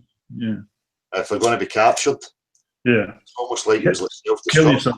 Yeah. And they didn't care, and you can go and view the footage. It's all there. But interestingly, the fucking crazy scientists trying to give you an explanation of what went on, and they called it a puff of madness. Apparently, one sister has this, mental thing going on, and because the other sister was, in contact with her, she somehow contracted it. And they both displayed the same behaviours at the same time, and all this fanciful nonsense. It just doesn't add up. But they acted odd, didn't they? They didn't seem to have any social skills when they were being interviewed. But they were very used. Well, this is the thing that I was going to say. I'll touch on that. But the one sister who was arrested, the other one went to hospital, and you cannot find a picture of that one anywhere. You can't find anything about her. You can find images of the other one, the one who was arrested. But when she's in the police station, she's relaxed and calm. Yeah, and when they're being physical, they look pretty physically confident. Trained and something. That's what I'm saying about when she gets up from the motorway and the way she's dancing and moving. The coordination and the speed and I said, no, you've been trained in some combat here because you're very slight, but you're very confident and efficient in movement. And But she's doing this with these big platform shoes on, like early 90s stuff, and her jeans are halfway up her legs. It's like, it's as if they've just escaped from somewhere. Yes, aye. Um, I like to watch people's body movement, and my words, they've got all the attributes for what you would imagine somebody who can take care of themselves. Yeah. But people see what I mean about the facial features and stuff, and it's a fascinating watch, and I hope some of you go and watch it. You hear people talk about super soldiers and yes, and cloning. Well, go and look at this. This is real life, And in fact, they're twins as well. I thought, yeah, it's the bollocks cover up story that tells you a hell of a lot, because they tell you a story that they were on a bus. And the bus driver put them off because he was suspicious, and then the police came and the police found no suspicion. But I don't think any of that happened. I think the first interaction they had with any of the police was when they seen the flashing blue lights, and it was a trigger, because you can see it in the footage. They're walking up the centre of reservation, and as soon as that comes into their view, boom, they're over the fence. But then I was wondering, well, why are they showing this? I thought, yeah. I don't know. I don't know if it was maybe witnessed and they felt as if they had to, give some, because it's the cover story that's so ridiculous. But if anything's on the BBC, I'm very, very suspicious why they're showing it. Yeah. So I say it's a story that just doesn't add up, and then he'd be let out less than 48 hours and go and kill somebody, apparently. Do you remember, like, our compatriot Charlie Beach? Yeah. When he was such an avid critic of the 9/11 story, then all of a sudden he turned it around and he went on a conspiracy road trip funded by the BBC, and then all of a sudden he was saying, "Oh no, it's as we were told." Yeah. I mean, do you think that's them getting to people, or he was an agent all along, or I just think. I don't know. I think it could be both. It's funny because I was talking about that about Kent Hovind. I don't, I'm not into Kent Hovind believes in anything, but I thought he was great. He was very articulate in his debates against evolution. But and I think that would have been a threat for some way. And I think his incarceration, he's just not the same man anymore. Yeah. I think Charlie Veitch was pretty much the same. He looked like a very broken man. Yes, he did. As far as I can remember, I don't know if that was just the pressure of the backlash of him turning against or whatever.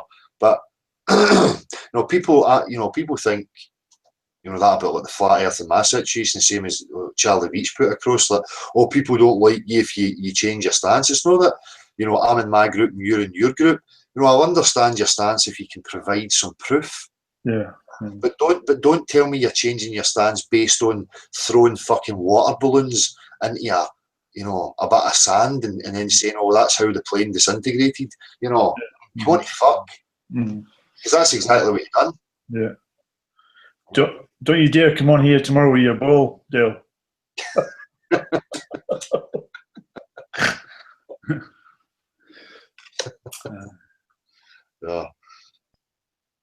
See if anybody in the chat was saying about any of that. Well, I'm glad there's John Watson speaking about the McCann case. Now, there's a case where we were all kept ignorant from. We're all the truth is suppressed from us. Books have been written about this that are banned in Britain. We think we're in a free democracy where there's no censorship. It's a game of manipulating your attention. Yeah. Also, did we talk before about Lily Allen's dad? I forget what his name is. Who made that film, Unlawful Killing, about Princess Diana? Yeah. That was banned in the UK. Some say it was a Queen. I don't know, but people in Ireland got to watch it and they were shocked. But the British people don't get to see it because we live in a country that's censored and it's not a democracy with freedom of information. Of course it is. And we point the finger at, like, remember East Germany, Russia, North Korea, look at them. These people don't know what's going on because the government hides stuff from them. I said, yeah, over there, them over there, but never us here. No, no, no. We live in a free democracy where freedom of information, right? It's ridiculous. As much freedom here as anybody. It's fucking nonsense. Again, it's a war for your attention. Yeah. It's just a matter of people, you know, refusing to take part. Pulling their mind back. You're free as long as you don't go out the ball. Aye. You're free as long as you believe in cabbage. As long as you believe cabbage exists and it controls everything. As long as I'm not questioning the cabbage, it's all good. Absolutely. All good in the hood. Or the ball, should I say. All good in the ball. What's happening here? It looks as if the chat box has just been infiltrated by fucking nonsense. I'm seeing deleted message. Yeah, Stephen Atomic, yeah, BBC, British brainwashing channel. I usually call it British Broadcasting Conspiracy. Yeah. Funded by the government.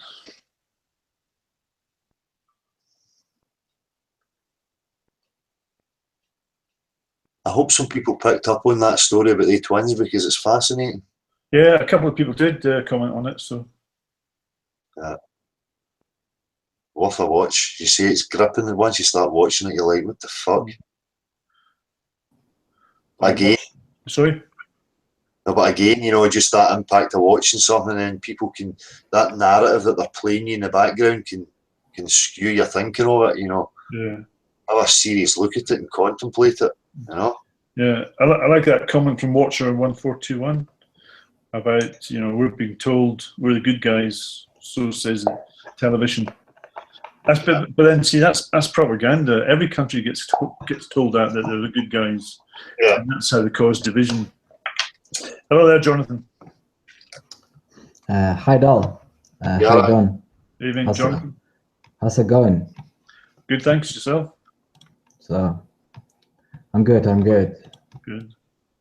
So the Earth is still flat, or what? Oh, don't know. We might be changing tomorrow. Yeah, because you changed the topic. No, we might be changing to the globe if the pressure's put on us. I'm going to change it tomorrow to square Earth.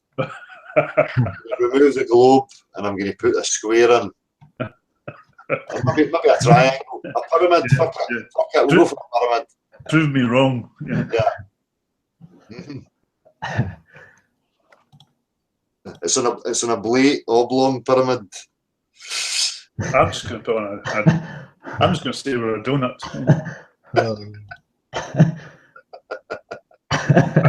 A jam donut. Jam in the middle. What's happening here? Sorry, how are you, Jarek? You okay, man? Yeah, I'm good. I'm after learning, so a little bit tired, but still happy to hear you. Nice one. Yeah. So we was talking about gravity, right, today? Well, we're calling it cabbage now. Cabbage. If you were speaking to somebody and said, "How does water stick to a ball?" Well, if I named gravity cabbage, I could say gravity, right? Cabbage. Yeah. Okay, then. Cabbage. That's the answer to everything. That's why water sticks to a ball, because of cabbage. That makes no sense. Exactly. Yeah. Your imagination, Jarek. Come on. Yeah. Imagination. I'm bad in this, so yeah. If you can imagine it, it's real. Yes. So Imagination's today, a great thing. where is Jed? Who? Jed. Jed? Well, you might be here. Who knows? Okay. You'll not get any logical discussion from any of them. You just get bitch fest. Yeah. And attempts to be funny, but they're not really that funny. Sometimes they're funny, but no for the reasons they think. Yeah, just people are trolling the chat, basically. I see. Yeah, Right? they have to. That's their job. Yeah, that's true. I don't know if Chris Truthseeker is meaning Jan Dode. What's her name? Do you remember that news reader that was shot? Gildando. Aye. What's Yeah. that? That the killer was supposedly had mental issues, probably drugged out of his head. Aye, that's it. But there was talk about her doing her own investigation into paedophilia in the government. Yeah. But then she was. I mean, how many news reporters do you know get shot on their doorstep? Yeah. Again, it's just these stories, and it's the way they tell them. It could be the reality could be totally different. Aye, that's Muscular Rock Lover saying that, yeah, she was going to expose all the pedos. Yeah. And I think she was, interestingly enough, she was close to Cliff Richard, who's been alleged, I'm being careful here, has been alleged to have been involved in that. Yeah. Surely a lot of them would have known something was going on. Hmm.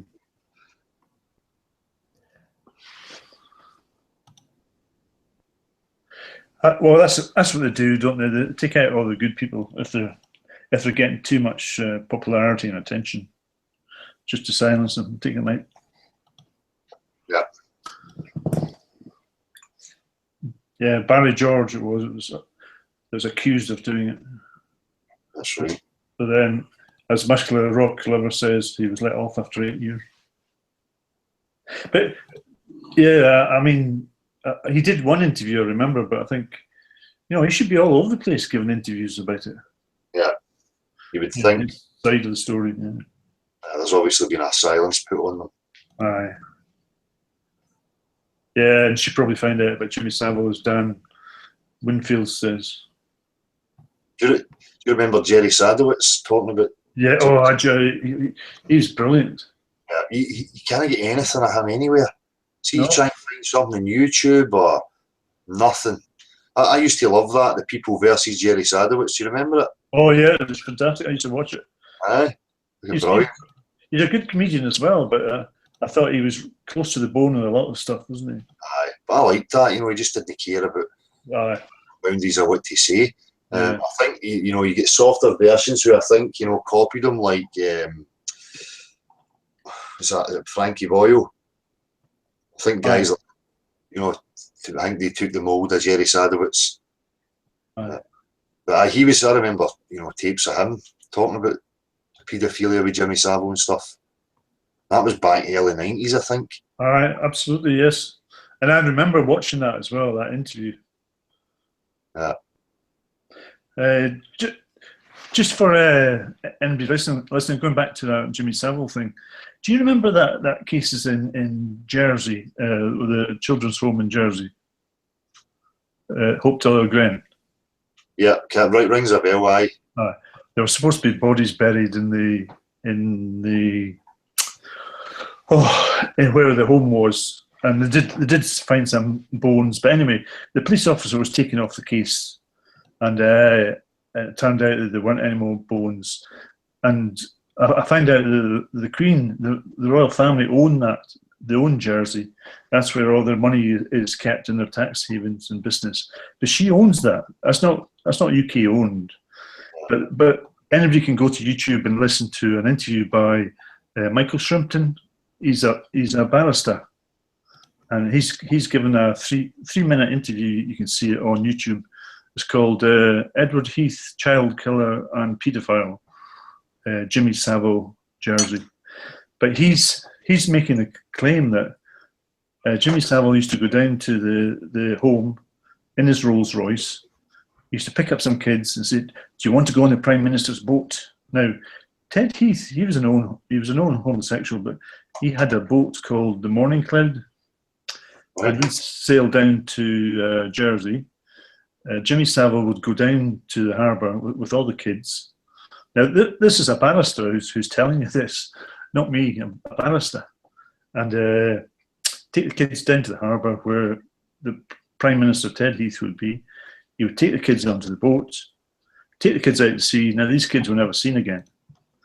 And in those days, there wasn't the same legislation or tight rein on kids going missing.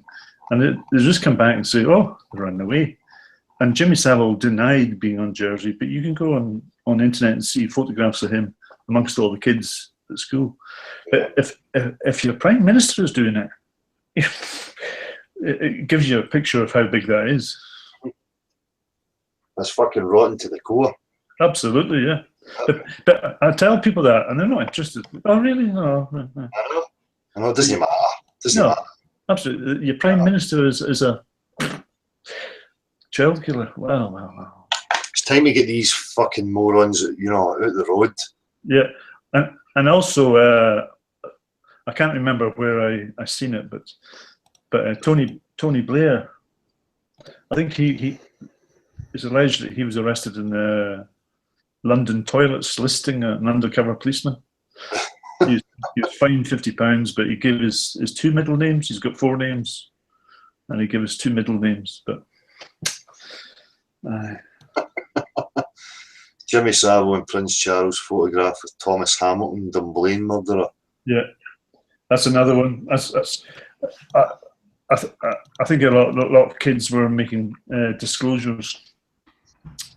Yeah. Silence them. Nothing surprises, does it? It's No. the depths of this, and the lies and the cover-ups that are incredible. And apparently Hamilton, he wasn't shot with his own gun. And if I don't know if you remember the head of NATO, he was a wee Scottish guy with a big jet black wig, George Robinson. No, he was friends with Hamilton, and he knew he was a paedophile at the time, but he still gave him a gun license to go and buy the guns.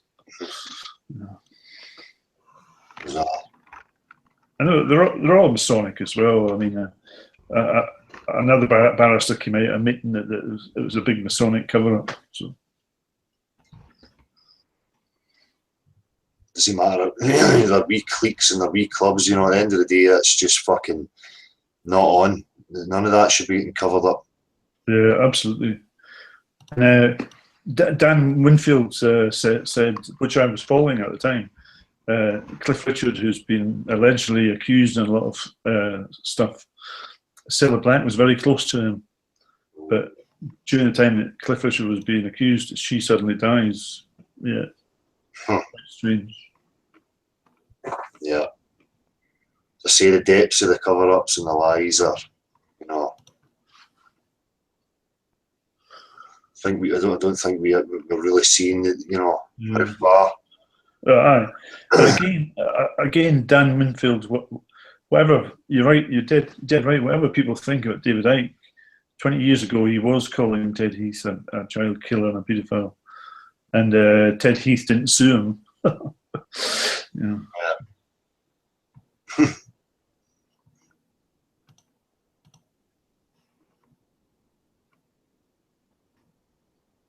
And a lot of people are commenting on that, about the Ted Heath in his boat and the kids not coming back. It's really good to see that other people are aware of that and they've looked into it. And, yeah.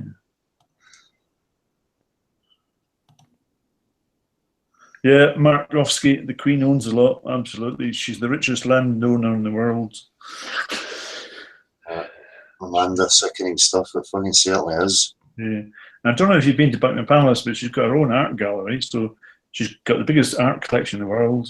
She's got the biggest jewel collection in the world, most land in the world, and she's got a huge stately homes all over the place. And you've got all these people dying of hunger and starvation. She could eradicate that tomorrow. That's it. There's no need for any of it, is there? No. Absolutely no need at all. No. Do you remember she came on television and her Windsor home went on fire? And she pleaded to the public, send in your donations, send in some money. Oh, there was a huge up in arms about that. And she quickly cancelled that because people go, fuck, pay for that. You're the richest woman in the world. It's fucking ridiculous, isn't it? And I'm sure you've got some insurance policy. And you're asking poor people to give you money. Gee. Oh, I got so angry at that. Yeah. People need to start getting a bit angry, though. Yeah, you're dead right. Yes, absolutely. So it's about time people started getting pissed off, you know, not accepting any of this. None of these. You don't want to hear it, turn a blind eye and then put on Coronation Street. You want to start getting angry. No, there's no excuse for the ignorance. You know, as this stuff starts to come out, people could try and turn away, but you know, it's not acceptable. But don't you find, Dale, it's the same people who say, what does it matter to me if it's flat or round? I still have to get up to work tomorrow. what does it matter if all these paedophiles are being buggered on the side of the world or in Parliament? I don't know them. Not in my life. Yeah, and a huge part of that is that psychological foundation being robbed of people. Yeah, it's what you were saying earlier. It's about dehumanizing your empathy and support for injustice anywhere and everywhere. Yeah, being more selfish and just thinking about yourself. Exactly. Yeah. Yeah, they're stealing our money, you know, for years and years, and that's the thing, is on a lie. Do you agree on it? Sorry? Do you agree on this shit? Yeah, that's how they're all rich and we're all poor. Yeah. Yeah, the tons of money losing because of NASA and all space agency. Yeah. So, but then see, Jordan, I don't think it's about money. It's about power, because power and control. Because, like, say the Federal Reserve in America, and I'm sure it's the same as the Bank of England, it's owned by private businessmen. Now, in 1913, these private businessmen got Congress in America to agree that they would print the money. So they print money out of thin air. It's like you, me, and Dell setting up this printing machine. And we can print money out of thin air, unregulated, and then sell it to the government for huge interest rates. That's why the countries are in debt by so much, because they sell the money to the government, and the government gives them loads of interest, and that's our taxpayer money is going towards them. Now, three presidents have been assassinated: Kennedy, Lincoln, and another one I can't remember what his name is. But they all, yeah, somebody's mentioned the Creature of Jekyll Island. That's where they brought up that idea of us paying taxes to get money printed for us. But those three presidents declared publicly that I'm going to stop these private banks printing the money. The government's going to take that back. And what happened to these three presidents? Bang, bang, bang. Sad life. Yeah. So it's not really about the money, because they've got more than enough money. That's it. It's about, that's also true. Yeah, it's about control, but it's about taking money from us so that we have less. They don't need more, but they need us to have less. You know. Yeah, they need to maintain the control. Yeah, absolutely. And all these manufactured economic declines, they just stop printing money for a while. And then everything comes down in price and businesses close. And then they come in and buy them all up at a lot cheaper prices. It's just, makes me angry. That's what you look at every, you know, even Paisley, the town centre, it's, you know, over the last 10 years, 15 years, it's just died. You know, it's a mess. But they've done that to most shopping centres still. I think it's just deliberate. Yeah, but they created like the Braehead Centre. You know, all shops under one roof and parking, you know, and then they turn the city centre into like a, you know, you can't drive through it and stuff. It's you know, a pedestrian. But I think that's deliberate to kill community. That's the way I've seen it. As soon as Braehead was built, the pedestrian centre, you know, people thought, oh, well, it's easier just to go to Braehead. I can park there, go under one roof. You know, that was it. And that's how America is built, on shopping centres. Yeah. Have you ever listened to George Carlin? Aye. I love him. And he's going, the land of the brave, the land of the free. Have you seen it recently? They've turned that beautiful country into one big fucking shopping mall. Shopping malls, yeah. Oh, yeah, I love them. Yeah. I know the peak of our achievement and abilities. You know? And here in Britain as well, in the last few years, you know, this tend to close all these pubs down and make it smoke free, so that people don't go to it anymore. And that's where most people met in the community, was the pub, going out to a pub. Well, in Britain anyway, if anybody's listening, I'm just talking about British culture. That's where most people met, who gathered to share information and talk and learn from each other. And they've killed all that. Less and less people go to pubs now. Yeah. And churches as well, I suppose. Another community gathering, you know, not that I'm religious, but, you know, they're breaking that down as well, so that there's less and less people going to churches. Which I'm not complaining about, but I'm just pointing out that the sense of community is eroding, and also extended family. They're all separated now. We all used to live close to each other under one roof, or in houses next door. You had your auntie, uncles, grandparents. Now it's broken up, and I feel at school as well. They tell the kids not to trust their parents. You know, it's trust your teachers. And breaking the family unit down to. That's it. Removing it, you know. Yeah. Absolutely, yeah. People are just sitting back letting it happen, though. You know, and they willfully just send their kids off to these fucking brainwashing camps every single day. Yeah, I know, but they're brainwashed themselves through the TV media, so they don't see anything wrong in it. That's it. That's just okay. It's normal. Everybody else is doing it. So it's just the way life is. Yeah, absolutely. So. And what can I do about it? I'm so insignificant and disempowered anyway. I know. Well, listen, guys, it's 11:15 now, so I'm kind of starting to get tired. All right, okay, mate. Thanks very much for arranging the hangout again. That was brilliant. It's been a pleasure as always, man. All right. And thanks for being there again, Jonathan, and thanks for everybody else in the chat for contributing some good comments. Aye. No, thank you again. Cheers, Jarek. Thanks everybody. Thanks. Right. See ya. See ya, man. Peace. Cheers, guys. Cheers. Bye now. Take it easy. Cheers to everybody in the comments.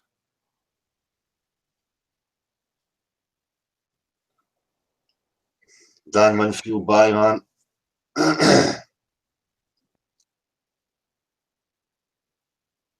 Pendle, thanks for coming, man. Steve Atomic, cheers, bud. Cheers to everybody. Stuarty boy, cheers, mate. Marshall, cheers, if you're listening, man.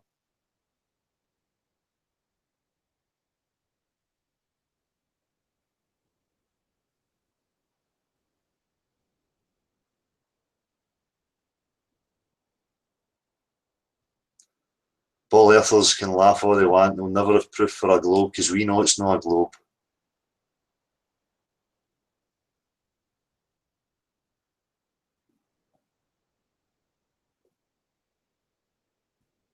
Cheers. Take it easy, guys.